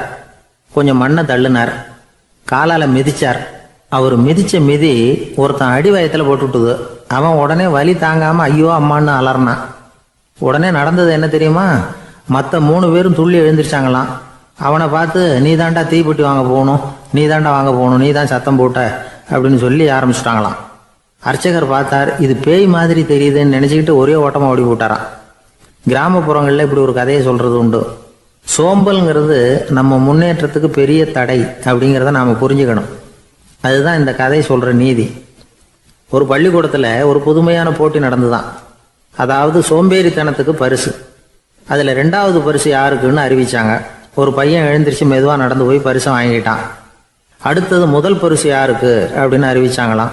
அவன் கடைசி வரிசையிலேருந்து கத்தனானா, ஐயா அதையும் அந்த பையன் மூலமாகவே கொடுத்து அனுப்பி வச்சுருங்க, இங்கே வந்தது நான் வாங்கிக்கிறேன் அப்படின்னு நானா. ஒரு ஏரி ஓரமாக 2 பசங்க நடந்து போய்கிட்டு இருக்கிறாங்க. அதில் ஒருத்தன் பணக்கார வீட்டு பையன், இன்னொருத்தன் ஏழை. இவங்க 2 பேரும் போயிட்டு இருக்கிறாங்க. வழியில் ஒரு இடத்துல ஒரு ஜோடி செருப்பு இவங்க கண்ணில் படுது. ஒரு விவசாயி அந்த செருப்பை அங்கே விட்டுட்டு பக்கத்தில் இருந்த ஏரியில் கை காலை கழுவிட்டு இருக்கிறார். உடனே அந்த பணக்கார பையனுக்கு ஒரு ஐடியா. அவன் சொன்னானா, டேய், இப்போ ஒரு வேடிக்கை செய்யலாம். அந்த செருப்பு 2ஐயும் தூக்கி எட்டத்தில் வீசி எரிஞ்சிருவோம். அந்த ஆள் வந்து பார்த்துட்டு செருப்பை தேடி அல்லாடுவான், அங்கேயும் இங்கேயும் ஓடுவான், திருன்னு முழிப்பான். அதை பார்த்து நாம் ரசிக்கலாம், நல்ல தமாஷா இருக்கும் அப்படின்னு இருக்கான். இப்படி சொல்லிவிட்டு அந்த செருப்புகளை தூக்கத்துக்கு போனானா. கொஞ்சம் பொறு அப்படின்னானா அந்த ஏழை பையன். ஏன்னு கேட்டிருக்கான் அவன். இப்போ அந்த ஏழை பையன் சொன்னானா, நீ சொல்றது ஒன்றும் வேடிக்கை கிடையாது. உன்னோட செருப்பு தொலைஞ்சா உன் அப்பா உடனே உனக்கு வேற செருப்பு வாங்கி கொடுத்துருவார்.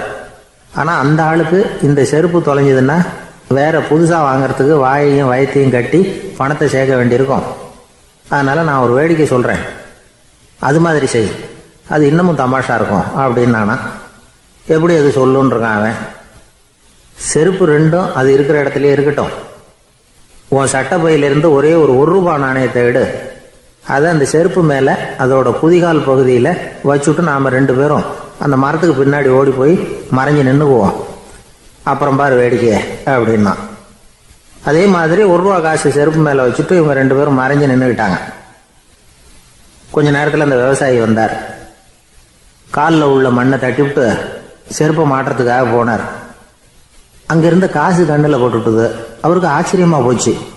அதை கையில் எடுத்து பார்க்குறார். 4 பக்கமும் திரும்பி திரும்பி பார்க்குறார், யார் இதை வச்சிருப்பான்னு. கடைசியில் ஆகாயத்தை பார்க்குறார். ஆண்டவா, இது உன்னோட கருணை தான். நீ தான் யாரோ புண்ணியவான் மனசில் தர்மம் பண்ணுற எண்ணத்தை உண்டாக்கி இருக்கிற. அந்த புண்ணியவான் நல்லா இருக்கணும் அப்படின்னு வாழ்த்தி அந்த காசை கண்ணில் ஒத்திக்கிட்டாராம். மறைஞ்சிருந்து பார்த்துக்கிட்டு இருந்த ஏழை பையன் இப்படி சொன்னான், பாத்தியா, உன்னை புண்ணியவான்னு வாழ்த்திக்கிட்டு போறார் அந்த ஆள். அவருக்கும் சந்தோஷம், அதை பார்த்து நமக்கும் சந்தோஷம். உனக்கு ரூபாங்கிறது ஒரு பெரிய விஷயம் இல்லை, ஆனால் அதனால் நமக்கு கிடைச்சிருக்கிற மகிழ்ச்சி ரொம்ப உயர்வானது அப்படின்னு நானா.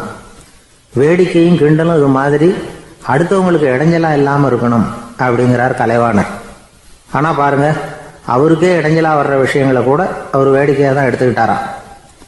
ஒரு தடவை ஒருத்தர் கலைவாணர்கிட்ட வந்து, ஐயா, என் குழந்தை செத்து போச்சு அப்படின்னு சொல்லி அழுதாராம்.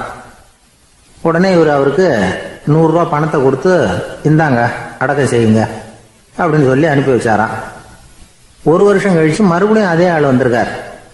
இவர் மறந்துருப்பாருங்கிற நினைப்புல, அண்ணே, என் குழந்தை இறந்து போச்சுண்ணே அப்படின்னாராம்.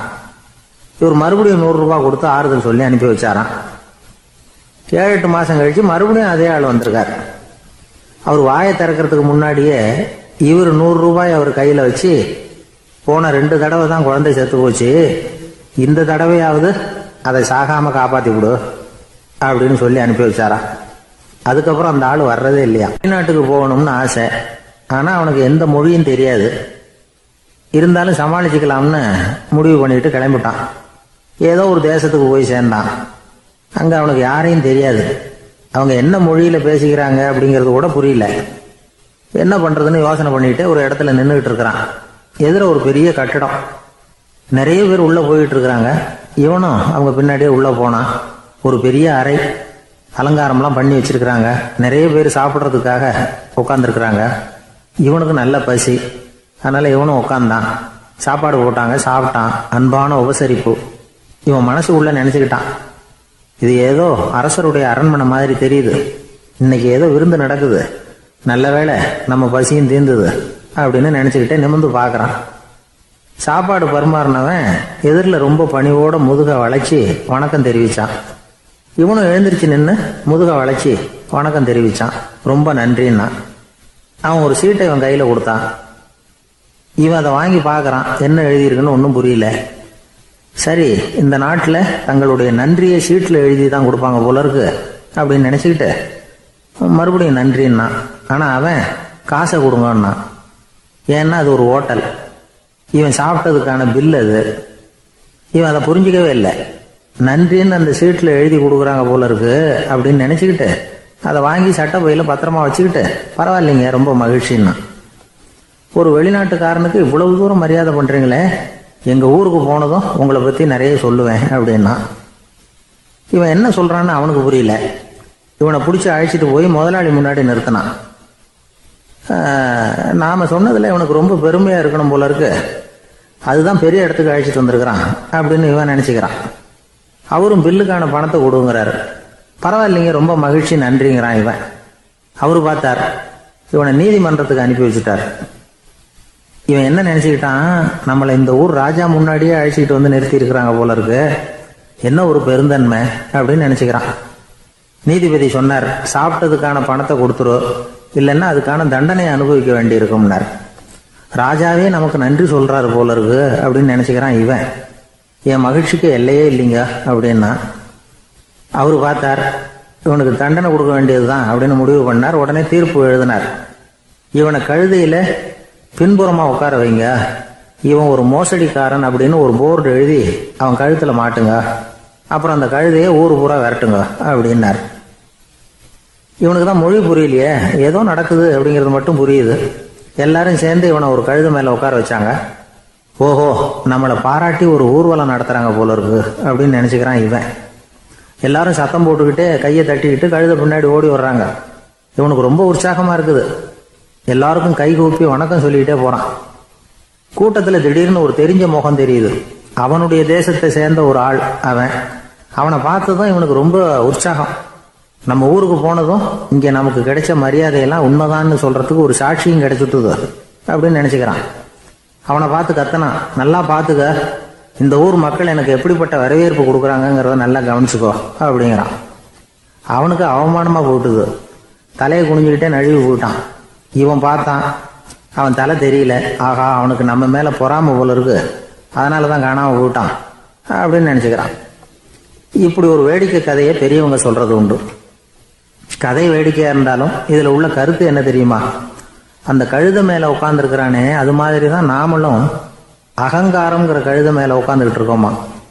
நாமளும் கிட்டத்தட்ட அதே மாதிரி பிரம்மையில தான் இருக்கிறோமா. என்ன நடக்குதுங்கிறதே புரியறது இல்லை. அகங்காரத்துல பேசுறவனுக்கும் சித்த சுவாதீனம் இல்லாம பேசுறவனுக்கும் அதிக வித்தியாசம் இருக்கிறது இல்லை. அது மாதிரி ஒருத்தன் தன்னுடைய வீட்டை சுத்தி சேற்ற வாரி இறைச்சிக்கிட்டு இருந்தானா. அந்த வழியா வந்த ஒரு பெரியவர் அதை பார்த்திருக்கார். என்னப்பா பண்ணிட்டு இருக்கிற அப்படின்னு கேட்டாராம். கழுதைகளை விரட்டிக்கிட்டு இருக்கிறேன் அப்படின்னானா. இங்க கழுதைகளே காணுமே அப்படின்னாராம் அவரு. அதுதான் ஏற்கனவே விரட்டி விட்டனே அப்படின்னானா இவன். ஒரு ரயில் வேகமா போயிட்டு இருக்கு. அது ஒரு ரயில்வே ஸ்டேஷன்ல கொஞ்ச நேரம் நின்னுது. அப்போ அதுல ஒரு ஆள் ஏறினார். தலையில ஒரு மூட்டையை வச்சிருந்தார். மூட்டையை தலையில சுமந்துக்கிட்டே உள்ள வந்தாரு. மூட்டையை தலையில சுமந்துக்கிட்டே ஒரு இடத்துல உட்கார்ந்தார். ரயில் மறுபடியும் புறப்பட்டது. இவர் தன் தலையில இருந்த மூட்டையை கீழே இறக்கி வைக்கணும்ல, வைக்கல, சுமந்துக்கிட்டே வர்றார். எதிரில் உட்காந்துருந்தவர் கேட்டார், ஏங்க ஏன் இப்படியே உட்காந்துருக்குறீங்க தலையில மூட்டையை வச்சுக்கிட்டு? மூட்டையை கீழே இறக்கி வைக்கலாமே அப்படின்னார். வேணாங்க, பாவம், தலையில இருக்கிற மூட்டையை இறக்கி ரயிலில் வச்சா ரயிலுக்கு பாரம் அதிகமா இருக்கும் அப்படின்னார் அவரு. இப்படி ஒரு ஆளை பார்த்தா நமக்கு சிரிப்பு தான் வரும். ஏன்னா ரயிலுங்கிறது அந்த மூட்டையையும் சேர்த்து சுமந்துக்கிட்டு தான் போகுது. அவன் அந்த மூட்டையை தலையில வச்சிருந்தாலும் ஒண்ணுதான், தரையில வச்சிருந்தாலும் ஒண்ணுதான். அதனால ரயிலுக்கு எந்த மாற்றமும் ஏற்பட போறதில்லை. அதே மாதிரி தான் நம்ம மனமும். இதுவும் ஒரு தேவையில்லாத சுமை, அனாவசியமா சுமந்துக்கிட்டு இருக்கிறோம். இத கீழே இறக்கி வச்சுட்டா வாழ்க்கை பிரயாணம் சுகமா இருக்கும். ரயில் பிரயாணம் பண்ற அந்த ஆள் மூட்டையை சுமக்கிறான், வாழ்க்கை பிரயாணம் பண்ற நாம மனசை சுமக்கிறோம். இது ரெண்டுக்கும் எந்த வித்தியாசமும் இல்லை. மனசை கீழே இறக்கி வச்சுட்டா பாரம் இல்லாமல் வாழலாம், பறவைகள் மாதிரி பறக்கலாம், குழந்தைகள் மாதிரி கள்ளங்கபடம் இல்லாம வாழலாம். இந்த வெளி உலகத்துல நாம நிலை பெற்று இருக்கணும், வேரூன்றி இருக்கணும். அதே சமயம் நம்முடைய உள் வெளியில ஆன்மீக வாழ்க்கையில பாரம் இல்லாம இருக்கணும். அப்போ பறக்கணும், நதியை போல ஓடணும், மிதக்கணும். பயணம் சுகமா இருக்கும், களைப்பு தெரியாது, கவலை தெரியாது. ஒரு சீடன் போதி தர்மரை நாடி வந்தான். குருவே, நீங்கள் என்ன வெறுமையாக இருக்க சொன்னீங்க, நான் இப்போ மறுபடியும் வெறுமையானவன் ஆகிட்டேன், அதனால இப்போ என்ன செய்ய சொல்றீங்க என்ன அப்படின்னு சொல்லி நின்னான். உடனே அந்த குரு பக்கத்தில் இருந்த ஒரு குச்சியை எடுத்து அவன் தலையில அடிச்சு, போய் அந்த வெற்றுத்தன்மையையும் வீசி எறிந்து விட்டு வா அப்படின்னார். நான் இப்போ காலியா இருக்கிறேன்னு ஒருத்தன் சொல்றான்னு வச்சுங்க, அது உண்மை இல்லை. ஏன்னா இன்னமும் அதுல நான்கிற எண்ணம் இருக்குது. எந்த சிந்தனையும் இல்லாம இருக்கிறது கடினம்தான். ஆனாலும் மனிதன் அதுல உள்ள நுட்பத்தை புரிஞ்சுக்கிட்டான்னா இவ்வளவு தூரம் தூக்கி சுமந்துக்கிட்டு வந்த அந்த மனதின் முட்டாள்தனத்தை அவனே பார்த்துட்டு சிரிப்பான். இதுதான் பெரியவங்க சொல்லியிருக்கிற ஆலோசனை. நம்மால் ஒருத்தன் தலையில் ஒரு பெரிய மூங்கில் கூடையோட ரயிலில் வந்து உட்கார்ந்தான். கூடை தலையில் இருந்தது, கீழே இறக்கி வைக்கல. எதிரில் இருந்தவர் கேட்டார், ஏங்க எதுக்காக அதை அனாவசியமாக சுமந்துக்கிட்டே இருக்கீங்க, கீழே இறக்கி வைங்களேன்னார். இல்லைங்க, நான் வீட்டை விட்டு புறப்படும் பொழுதே என் பையன் சொல்லிவிட்டான் கூடைய தலையை விட்டு இறக்கக்கூடாதுன்னு அப்படின்னார். அவன் சின்ன பையன், விவரம் இல்லாமல் சொல்லியிருப்பான். இப்போ என்ன நேரில் வந்தால் பார்த்துக்கிட்டு இருக்கிறான், நீங்கள் இறக்கி வைங்கன்னார் அவர். அவன் நேரில் பார்த்துக்கிட்டு இல்லை, இருந்தாலும் நான் இந்த கூடையை கீழே இறக்கி வச்சா அது அவனுக்கு தெரிஞ்சிடும் அப்படின்னாரு இவர். அது எப்படின்னார் அவர். அவன் தனக்கு டிக்கெட் வாங்க வேணாம்னு சொல்லி இப்போ இந்த கூடைக்குள்ளே தான் உட்காந்துருக்கிறான் அப்படின்னார் இவர்.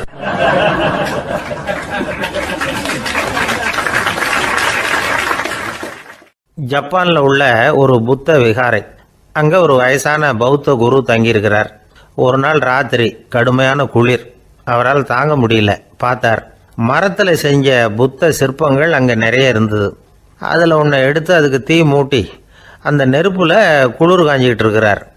மர சிற்பம் தீ வச்சதும் படபடன்னு வெடிக்க ஆரம்பிச்சுட்டுது. அந்த சத்தத்தை கேட்டதும் அந்த புத்த விகாரையின் குருக்கள் வெளியில் ஓடி வந்தார். இவர் ஆனந்தமாக குளிர் காஞ்சிக்கிட்டு இருக்கிறார். அவரால் பொறுத்துக்க முடியல. தெருவில் தெரிஞ்சுக்கிட்டு இருந்த அந்த பெரியவரை இங்கே தங்க அனுமதித்ததே அவர் தான்.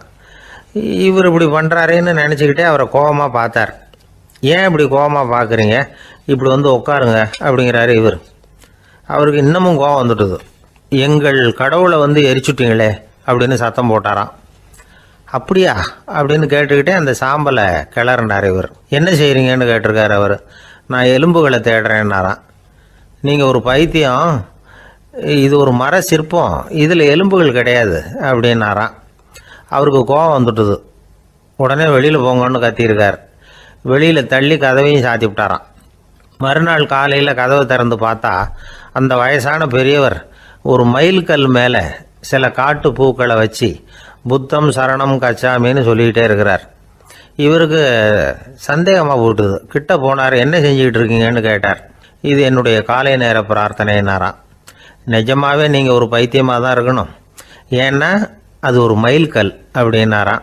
இப்போ அந்த பெரியவர் சொன்னாராம், நீங்கள் ஒரு மரத்தை புத்தராக நினைக்கும் பொழுது நான் ஏன் ஒரு மைல்கல்ல புத்தராக நினைக்கக்கூடாது? நான் வந்து புத்தரை எரிக்கலாம், ஏன்னா அவரை நான் நேசிக்கிறேன். அந்த சிற்பம் வந்து மரத்தால் ஆனதுங்கிறது எனக்கு தெரியும். நான் ஒரு மைல்கல்லை தொழலாம், ஏன்னா அது எனது பூக்களை தாங்குது.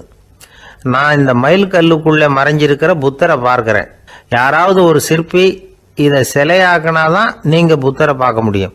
அன்னைக்கு ரொம்ப குளிராக இருந்தது. நான் எனக்குள்ளே இருக்கிற புத்தரையும் பாதுகாக்கணும். உள்ளே இருக்கிற புத்தரை காப்பாற்றுறதுக்காக வெளியில் உள்ள புத்தரை எரிக்கலாம், அதில் ஒன்றும் தப்பு இல்லை. அது அவருடைய போதனையிலேயே இருக்குது. உனக்குள் ஜோதியாக இரு அப்படிங்கிறது அவருடைய போதனை. என்னுடைய புத்தர் வந்து குளிரில் நடுங்கிட்டு இருந்தார். அந்த மர சிற்பங்கள் வெயில் மழையில் உணர்ச்சி இல்லாமல் இருந்தது, அதனால் அப்படி பண்ணினேன். ஆனால் நீங்கள் என்ன பண்ணீங்க? நான் ஒரு மர புத்தரை எரிச்சதுக்காக உயிருள்ள புத்தரை வெளியில் தள்ளி கதவை சாத்தினீங்க அப்படின்னாராம் அந்த பெரியவர். உண்மையான பக்திங்கிறது இதுதான். அதாவது உனக்குள் ஜோதியாக இரு அப்படின்னு புத்தர் சொன்னார் இல்லையா, அது மாதிரி தனக்குள் ஜோதியாக இருக்கிற இந்த காலத்து ஆசாமிகள் நிறைய பேர் உண்டு. எப்பவும் போதையிலேயே இருக்கிறவங்க. ஒரு நாள் நடு ராத்திரி ஒரு மது கடையில் ஒரு ஆள் அங்குள்ள சிப்பந்திகள் கிட்ட கேட்டுக்கிட்டு இருக்கிறான். மறுபடியும் இந்த கடை எப்போ திறப்பாங்கன்னு கேட்டானா. நாளைக்கு காலையில் 8 மணிக்கு திறப்பாங்க அப்படின்னு நானும் அங்கே இருந்த ஆள். அவன் திருப்பி திருப்பி அதையே கேட்டுக்கிட்டு இருக்கான். இவனுக்கு பதில் சொல்லி சொல்லி அழுத்து போச்சு. அதான் சொல்கிறேன் ஐயா, நாளைக்கு காலையில் வா அப்படின்னாங்களாம். அதுக்கு இவன், நான் வர்றதுக்காக கேட்கலையா, நேற்றுக்கு வந்தவன் உள்ளேயே மாட்டிக்கிட்டேன், வெளியில் போகிறதுக்காக கேட்டேன் அப்படின்னானான். ஒரு ஊரில் ஒரு ஆள் இருந்தான். நிறைய பணம் சேர்த்தான். அவனுக்கு சம்பாதிக்க தெரியுமே தவிர செலவு பண்ண தெரியாது. மகா கஞ்சன். காசை கையில் எடுக்கவும் மாட்டான். எடுத்தால் செலவு செய்ய வேண்டியிருக்குமே, அதனால் இப்படியே அவன் காலத்தை ஓட்டி விட்டான். வயசாயிட்டுது. அவனுடைய மனைவி ஒரு நாள் கேட்டாங்க, இவ்வளவு நாளா நீங்கள் என்னை எங்கேயுமே அழைச்சிட்டு போனதில்லை, இப்போவாவது அழைச்சிட்டு போகக்கூடாதா அப்படின்னாங்க. எங்கே போகணும் சொல்லுன்னா. காசிக்கு போகணும், கங்கையில் குளிக்கணும்னாங்க. இவன் பார்த்தான், இதுக்கு ஏன் அவ்வளவு தூரம் செலவு பண்ணிட்டு போகணும்? நம்ம ஊர் ஆற்றுலேயே குளிக்கலாமே, இதுவும் புண்ணிய நதி தான், இங்கே குளிச்சா அங்கே குளிச்ச பலன் கிடைச்சிரும் அப்படின்னா. சரின்னு 2 பேரும் ஆத்தங்கரைக்கு போனாங்க. அன்னைக்கு ஏதோ விசேஷம், நிறைய கூட்டம், நிறைய பேர் குளிச்சுக்கிட்டு இருக்கிறாங்க. கரையில் சில புரோகிதர்கள் நின்றுக்கிட்டு இருக்கிறாங்க. குளிக்கிறதுக்கு முந்தி அவங்க கிட்ட உட்காந்தா ஏதோ மந்திரம்லாம் சொல்லுவாங்க, கொஞ்சம் காசு கொடுக்க வேண்டியிருக்கும். அதனால இவன் என்ன பண்ணான், ஆத்தங்கரையிலேயே கொஞ்சம் தூரம் போனான். ஊரை விட்டு தள்ளி வந்துட்டான், அங்கே யாருமே இல்லை. அப்பாடான்னு சந்தோஷப்பட்டான், குளிக்கலாம்னு புறப்பட்டான். இந்த நேரம் கடவுள் பார்த்தார், இந்த கஞ்சனுக்கு ஏதாவது புத்தி போகட்டணும் அப்படின்னு நினைச்சார். உடனே ஒரு புரோகிதர் மாதிரி உருவத்தை மாத்திக்கிட்டு அந்த ஆள் முன்னாடி வந்து நின்னார். அவனுக்கு அதிர்ச்சி, இங்க யாருமே இருக்க மாட்டாங்கன்னு நினைச்சா இங்கேயுமே ஒரு ஆள் வந்துட்டாரு, என்ன பண்றதுன்னு யோசனை பண்ணான். புரோகிதர் உருவத்தில் இருந்த கடவுள் சொன்னார், இதை பாருங்க, இன்னைக்கு விசேஷ நாள், நீராடுறதுக்கு முன்னாடி சுயகல்பம் பண்ணிக்கிறது ரொம்ப நல்லது அப்படின்னார். என்கிட்ட பணம் எதுவும் இல்லையேன்னா. பரவாயில்ல, அப்புறமா கொடுங்க, வாங்கிக்கிறேன். ஆனா ஒண்ணு, எவ்வளவு கொடுப்பீங்கிறத மட்டும் இப்பவே சொல்லி கொடுங்க அப்படின்னார். இவன் ரொம்ப யோசனை பண்ணான். ஒரு 10 பைசா தரேன் அப்படின்னா. சரின்னு ஒத்துக்கிட்டு எல்லா கிரியைகளையும் அவர் செஞ்சார். அதுக்கப்புறம் கணவனும் மனைவியும் ஆத்துல குளிச்சாங்க. அவர் போயிட்டார். கொஞ்ச நாள் கழிச்சு அவன் வீட்டுக்கு வந்தார் கடனை வசூல் பண்றதுக்கு. வாசல்ல நின்றுகிட்டு இருந்த அவன் மனைவி இவரை பார்த்ததும் தயங்க ஆரம்பிச்சாங்க. அந்த அம்மா கிட்ட விஷயத்த சொன்னார். அந்த அம்மா ஓடி போய் உள்ள இருக்கிற தன்னுடைய கணவர்கிட்ட சொன்னாங்க. அவன் யோசனை பண்ணான், இப்போ வெளியில போனா அவனுக்கு 10 காசு கொடுக்க வேண்டியிருக்கும், அதனால எனக்கு காய்ச்சல்னு அந்த ஆளுகிட்ட சொல்லிவிடு, இன்னொரு சந்தர்ப்பத்தில் என்னை வந்து பார்க்க சொல்லு அப்படின்னா. அந்த அம்மா போய் சொன்னாங்க. அப்படிங்களா, அப்படின்னா அவரை நான் உடனே போய் பார்க்கணுமே அப்படின்னு உள்ள நுழைய ஆரம்பிச்சார். அவங்க மறுபடியும் இருங்க தான் வரேன்னு சொல்லிவிட்டு உள்ள ஓடி விஷயத்த சொன்னாங்க. இது எதுடா வம்பா போச்சு அப்படின்னு பார்த்தான். மனைவியை கிட்டத்தில் கூப்பிட்டான். இதோ பாரு, ஜன்னி கண்டு நான் இறந்து போயிட்டதா சொல்லிவிடு அப்படின்னா சொன்னாங்க. புரோகிதர் பார்த்தார். அப்படின்னா ஒரு வழியா இருந்து அவருடைய இறுதி சடங்குகளையே நானே முடிச்சுட்டு போயிடுறேன் அப்படின்னார். உள்ள இருந்தவன் யோசனை பண்ணான், அந்த ஆள் என்ன விட மாட்டான் போல இருக்கு, அதனால ஒரு சவப்பெட்டியில் என்னை வச்சு தூக்கிக்கிட்டு மயானத்துக்கு போங்க, பார்த்துக்கலாம் அப்படின்னா. புரோகிதரை விடுற மாதிரி இல்லை, கூடவே நடந்து போயிட்டு இருக்கிறார். அங்க இறக்கி சடங்குகளை முடிச்சுட்டு தீ வைக்கிற நேரம் பொட்டிக்குள்ள இருந்த நம்ம ஆளு அலறி அடிச்சுட்டு வெளியில ஓடி வந்தான். புரோகிதர் உருவத்தில் இருந்த கடவுள் சிரிச்சார், தன்னுடைய சுய உருவத்தை காட்டினார். அதுக்கப்புறம் அவனை கூப்பிட்டு, இதை பாருப்பா, ஏன் இப்படி அல்லாடுற, ஏதாவது வரம் வேணும்னா கேள் தரேன் அப்படின்னார். அவன் யோசனை பண்ணான். பகவானே, ஒரே ஒரு வரம் தான் உங்ககிட்ட கேட்கணும்னா. என்ன வேணும் கேளுன்னார். அந்த 10 பைசா தட்சணையை தள்ளுபடி பண்ணா போதும் அப்படின்னா. கடவுளும் சரின்னு சொல்லிட்டு போயிட்டார். இப்படி ஒரு கதையை சுவாமி சிவானந்தர் சொல்லியிருக்கிறார். செல்வந்தர்கள் பல பேர் இப்படித்தான் இருக்கிறாங்க, தாங்களும் அனுபவிக்க மாட்டாங்க, அடுத்தவங்களுக்கும் கொடுக்க மாட்டாங்க. இது மாதிரியான கஞ்சர்களுக்கு இந்த உலகம் இல்லை, அந்த உலகம் இல்லைங்கிறார் அவர். இந்த கதையில கடவுள் கடன் வசூலுக்கு வந்தது மாதிரி நம்ம ஊர் ஆள் ஒருத்தன் இன்னொருத்தர்கிட்ட 10 பைசா கடன் கொடுத்துட்டான். திருப்பி வாங்கறதுக்கு நடையா நடக்கிறான். கடைசியா கேட்டான், நீ எப்பதான் கடனை திருப்பி தரப்போற, அதை முடிவா சொல்லுன்னா. வர்ற வியாழக்கிழமை கண்டிப்பா கொடுத்துருவேன் அப்படின்னானா அவன். அன்னைக்கு நான் ஊர்ல இருக்க மாட்டேனே அப்படின்னானா இவன். அதனால என்ன, நானும் தான் அன்னைக்கு ஊர்ல இருக்க மாட்டேன் அப்படின்னானா. ராமகிருஷ்ணர் வாழ்ந்த காலத்துல நடந்த ஒரு நிகழ்ச்சி இது. அப்போ ஒரு ஓவியர் இருந்தாராம். அவருக்கு ஒரு ஆசை, ராமகிருஷ்ணர் படத்தை வரையணும், அதை அவர்கிட்டயே கொண்டுட்டு போய் காட்டி அபிப்பிராயம் கேட்கணும். இதுதான் அந்த ஓவியரின் ஆசை. உடனே ராமகிருஷ்ணர் படத்தை வரைஞ்சி முடித்தார். அதை எடுத்துக்கிட்டு போனார். இவர் போன சமயம் அங்கே ராமகிருஷ்ணர் சீடர்களோடு உட்காந்துருக்கிறார். விவேகானந்தர் அங்கே இருக்கிறார். இந்த ஓவியர் கொண்டுகிட்டு போய் தான் வரைந்த ஓவியத்தை அவர்கிட்ட காட்டினார். ராமகிருஷ்ண பரமஹம்சரின் ஓவியத்தை ராமகிருஷ்ணர்கிட்டயே காட்டுறார். ராமகிருஷ்ணர் என்ன பண்ணார் தெரியுமா, அந்த படத்தை பார்த்தார். உடனே அது காலை தொட்டார். குருதேவருடைய இந்த செயல் சீடர்களுக்கு ரொம்ப வியப்பை உண்டு பண்ணிச்சு. சில பேர் மனசுக்குள்ளேயே ரொம்ப குழம்பி போக ஆரம்பிச்சிட்டாங்க, என்ன இப்படி பண்றாருன்னு. என்ன இது அவரோட படம், அவரே அவரோட படத்தின் காலை தொடுறார் அப்படின்னு யோசிச்சாங்க. சில பேர் ஒன்றும் புரியாம ஒருத்தர் பார்த்து சிரிச்சுக்கிட்டாங்க. அந்த இடத்துல சீடர்கள் மட்டும் இல்லை, சீடர் அல்லாத பல பேர் இருந்தாங்க. தன்னுடைய காலை தானே தொடர இவருடைய செயல் பற்றி என்ன நினைக்கிறது அப்படின்னு அவங்களும் குழம்பி போய் நிற்கிறாங்க. அந்த படத்தை வரைஞ்சி அவர்கிட்ட காட்டின அந்த ஓவியருக்கும் அதிர்ச்சி. இருந்தாலும் அவர் சீடர் கிடையாது. அதனால் கொஞ்சம் துணிச்சலை வர வச்சுக்கிட்டு கேட்டார், என்னங்க இது, என்னால் என்னுடைய கண்களையே நம்ப முடியல. இது உங்கள் சொந்த உருவப்படம், நீங்கள் உங்கள் சொந்த கால்களையே தொடுறீங்க, இது எங்களுக்கு கொஞ்சம் சங்கடமாக இருக்குதே அப்படின்னார். ராமகிருஷ்ணரின் கண்களில் ஆனந்த கண்ணீர் வழிஞ்சுதான். அவர் சொன்னாராம், இது என்னோட படம்ங்கிறது எனக்கு தெரியும், ஆனால் இது என்னோட படம்ங்கிறதுனால நான் இதோட காலை தொடலை. நீ என்னுடைய சமாதி நிலையை இந்த படத்தில் படம் பிடிச்சி காட்டியிருக்கிற, அதனால் அதோட காலை தொடறேன். சமாதி நிலையில் யார் இருந்தாலும், அது என்னுடைய படமாக இருந்தாலும் சரி அல்லது வேற யாருடைய படமாக இருந்தாலும் சரி, படம் யாருதுங்கிறது முக்கியம் இல்லை. இதில் எது முக்கியம்னா அது தன்னை உணர்ந்த ஒரு உணர்நிலையின் படம். அப்படி இருக்கிறப்போ அதோட காலை நான் தொடணும். அதுக்கு நீங்கள் எல்லாரும் ஏன் சங்கடப்படுறீங்கன்னு எனக்கு தெரியல அப்படின்னாராம். இப்போ தான் அங்கே இருந்த சீடர்களுக்கும் மற்றவங்களுக்கும் விவரம் புரிஞ்சுதான். இதுக்கு முன்னாடி யாரும் செய்யாததை இவர் செஞ்சிருக்கிறார், ஆனால் அவருடைய காரணம் ரொம்ப நியாயமானது அப்படிங்கிறத உணர்ந்தாங்களாம். இதுவரைக்கும் ஆன்மீகத்தில் சமாதி நிலை, அதாவது தன்னை உணர்ந்த நிலை பற்றி புரிஞ்சுக்கிட்டோம். இல்லறத்தில் ஏற்படக்கூடிய சமாதி நிலை பற்றி உங்களுக்கு தெரியுமா? ஒரு அம்மா டாக்டர்கிட்ட வந்து சொன்னாங்களாம், டாக்டர், என் வீட்டுக்காரருக்கு உடம்புல ஏதோ கோளாறுன்னு நினைக்கிறேன், நான் எவ்வளவு நேரம் பேசினாலும் காதில் விழாத மாதிரி உட்கார்ந்துருக்கிறார் அப்படின்னு ஆகலாம். அதுக்கு அந்த டாக்டர் சொன்னாராம், அம்மா, அது உடம்பு கோளாறு இல்லை, அது ஒரு பெரிய திறமை அப்படின்னாராம். எனக்கு இது மட்டும்தான் சார் தெரியும், இதை தவிர வேற எதுவும் தெரியாது அப்படின்னு சொல்லிக்கிட்டே காலம் தள்ளுறவங்க ரொம்ப பேர். அவங்கெல்லாம் கஷ்டப்பட வேண்டியிருக்கும். ஒருத்தர் தன்னுடைய தொழிலில் ரொம்ப கெட்டிக்காரராக இருக்கலாம், அதுக்காக எப்பவும் அதே ஞாபகத்தில் இருந்துக்கிட்டு உலகியல் அறிவு இல்லாமல் இருந்துடக்கூடாது, அது ஆபத்து. இதுக்காக நம்ம தாத்தா பாட்டிலாம் ஒரு கதை சொல்லுவாங்களே, கேள்விப்பட்டிருக்கீங்களா? ஒரு சமயம் ஒரு 4 பேர் சேர்ந்து வெளியூருக்கு பிரயாணம் போனாங்களாம். அந்த 4 பேர் எப்படி தெரியுமா?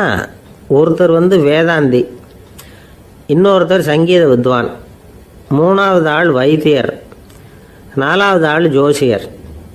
இவங்க 4 பேரும் நண்பர்கள். அதனால் சேர்ந்து புறப்பட்டாங்க. வழியில் ஒரு ஊரில் தங்கினாங்க. இருட்டி போச்சு. அதனால் இன்றைக்கி ராத்திரி இங்கேயே தங்கி இருந்துட்டு நாளைக்கு புறப்படலாம் அப்படின்னு தீர்மானம் பண்ணாங்க. சாப்பாட்டுக்கு என்ன பண்ணுறது? அங்கேயே கடத்தெருவுக்கு போய் சாமான்லாம் வாங்கியாந்து சமைச்சு சாப்பிட்லாம்னு முடிவு பண்ணாங்க. 4 பேர் இருக்கிறதுனால ஆளுக்கு ஒரு காரியமாக செய்யலாம் அப்படின்னு வேலையை பிரிச்சுக்கிட்டாங்க. வைத்தியர் வந்து கரிகாய் வாங்க போனார், வேதாந்தி வந்து எண்ணெய் வாங்க போனார், ஜோசியர் வந்து பலசரக்கு வாங்க போனார், சங்கீத வித்வானுக்கு சமைக்கிற வேலை.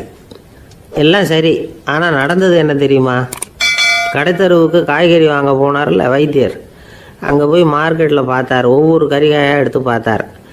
இது பித்தம், உடம்புக்கு ஒத்துக்காது, இது வாயு, உடம்பு ஒத்துக்காது அப்படின்னு ஒவ்வொன்றா தள்ளினார். கடைசியில் ஒன்றுமே தேரல, வெறுங்கையோடு திரும்பி வந்துக்கிட்டு இருக்கிறார். எண்ணெய் வாங்க போனார் வேதாந்தி, அவர் ஒரு தொன்னையில் எண்ணெயை வாங்கினார். பேசாமல் அதை எடுத்துகிட்டு வர வேண்டியது தானே, முடியல. அவருடைய வேதாந்த மூளை சிந்திக்க ஆரம்பிச்சுட்டுது. இந்த தொன்னைக்கு எண்ணெய் ஆதாரமா அல்லது எண்ணெய்க்கு தொன்னை ஆதாரமா அப்படிங்கிற ஆராய்ச்சியில் இறங்கினார். என்னாச்சு தெரியுமா? அப்படி கவுத்து பார்த்தார். வாங்கின எண்ணெய் பூராவையும் வழியில் கொட்டிவிட்டு வெறும் தொன்னையோடு வந்து சேர்ந்தார். பலசரக்கு வாங்க போனார் ஜோசியர், அவர் ஒரு வழியில் பார்த்தாரு. வழியில் வந்தவங்களெல்லாம் அங்கங்கே ஒரு மரத்தடியில் உட்கார வச்சு அவங்களுக்கெல்லாம் ஆர்வம் சொல்ல ஆரம்பிச்சிட்டார்.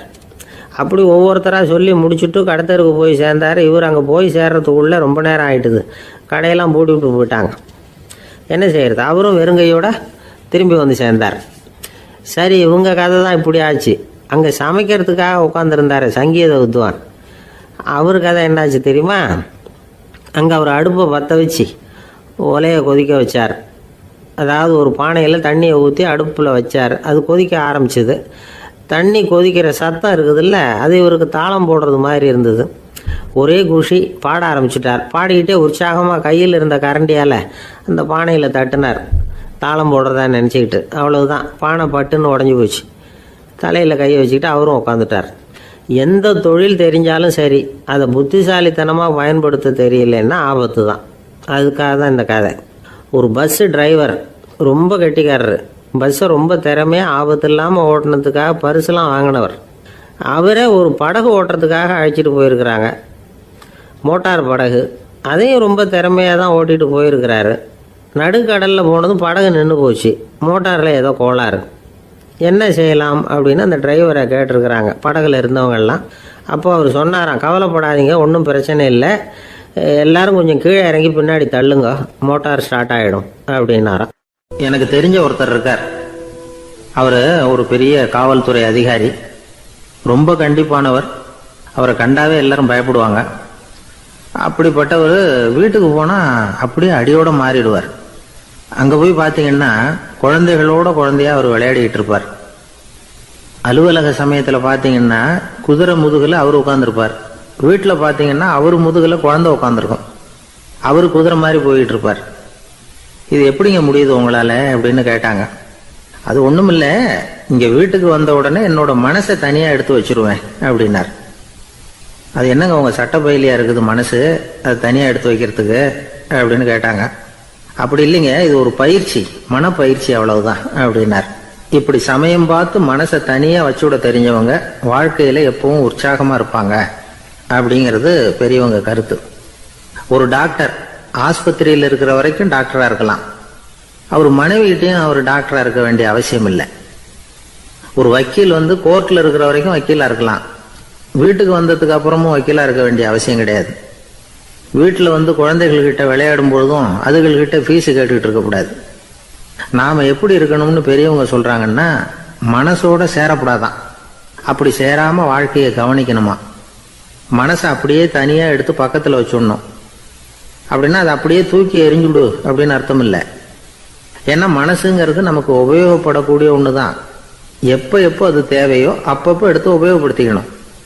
தேவைப்படுறப்போ எடுத்து கண்ணாடியை மாட்டிக்கிறோம்ல, படிக்கும் பொழுது கண்ணாடி தேவைப்படுது, எடுத்து மாட்டிக்கிறோம் இல்லையா, அது மாதிரி கணக்கு போடுறதுக்கு மனசு தேவை.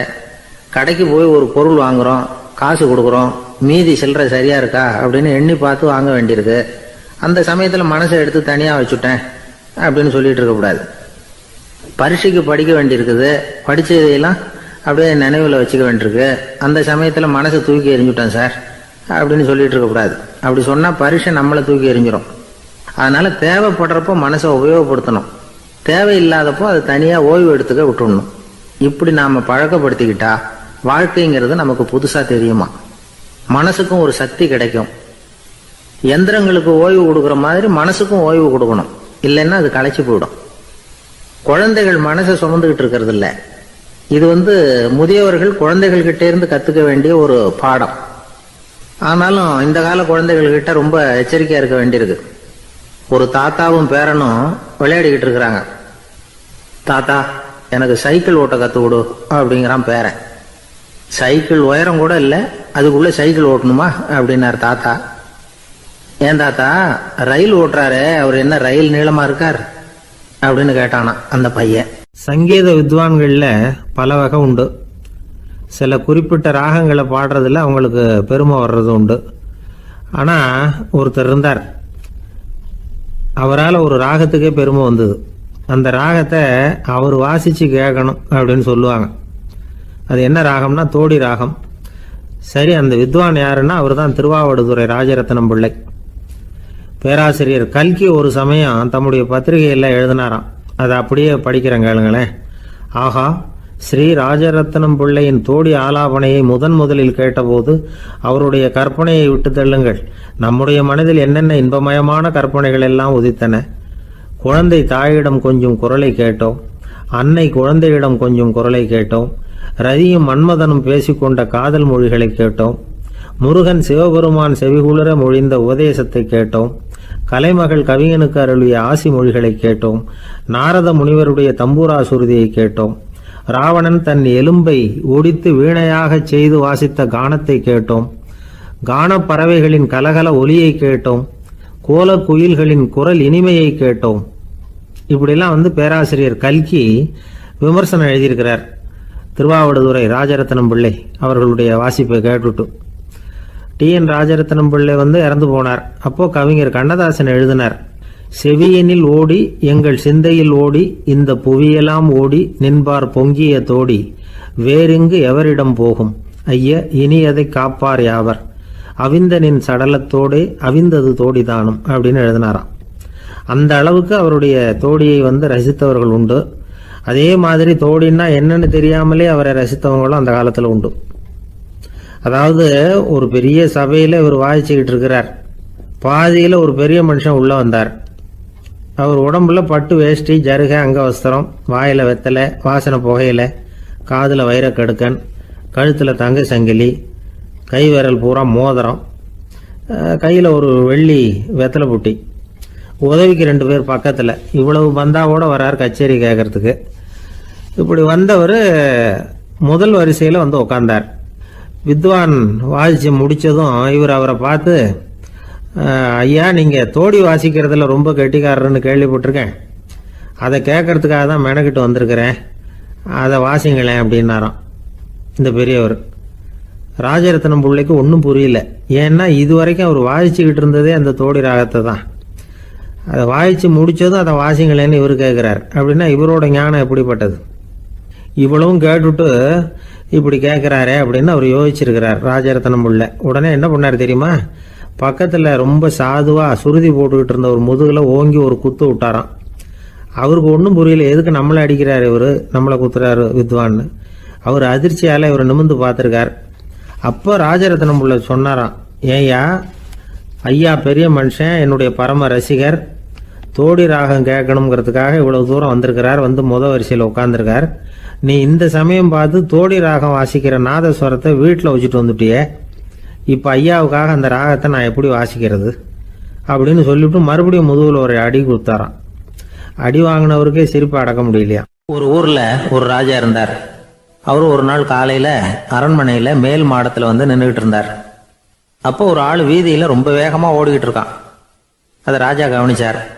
அவன் மனசில் ஏதோ ஒரு தவிப்பு இருக்குங்கிறத புரிஞ்சுக்கிட்டார். உடனே அரண்மனை சேவகர்களை கூப்பிட்டார்.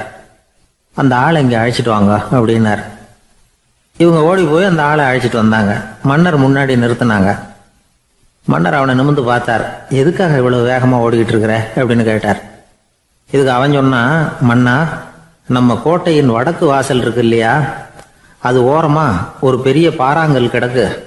அதுக்கு அடியில் நான் ஒரே ஒரு வெள்ளி நாணயத்தை புதைச்சி வச்சிருக்கேன். அது இப்போ எனக்கு தேவைப்படுது. என்னுடைய மனைவிக்கு ஒரு பரிசு வாங்கி கொடுக்க வேண்டியிருக்கு.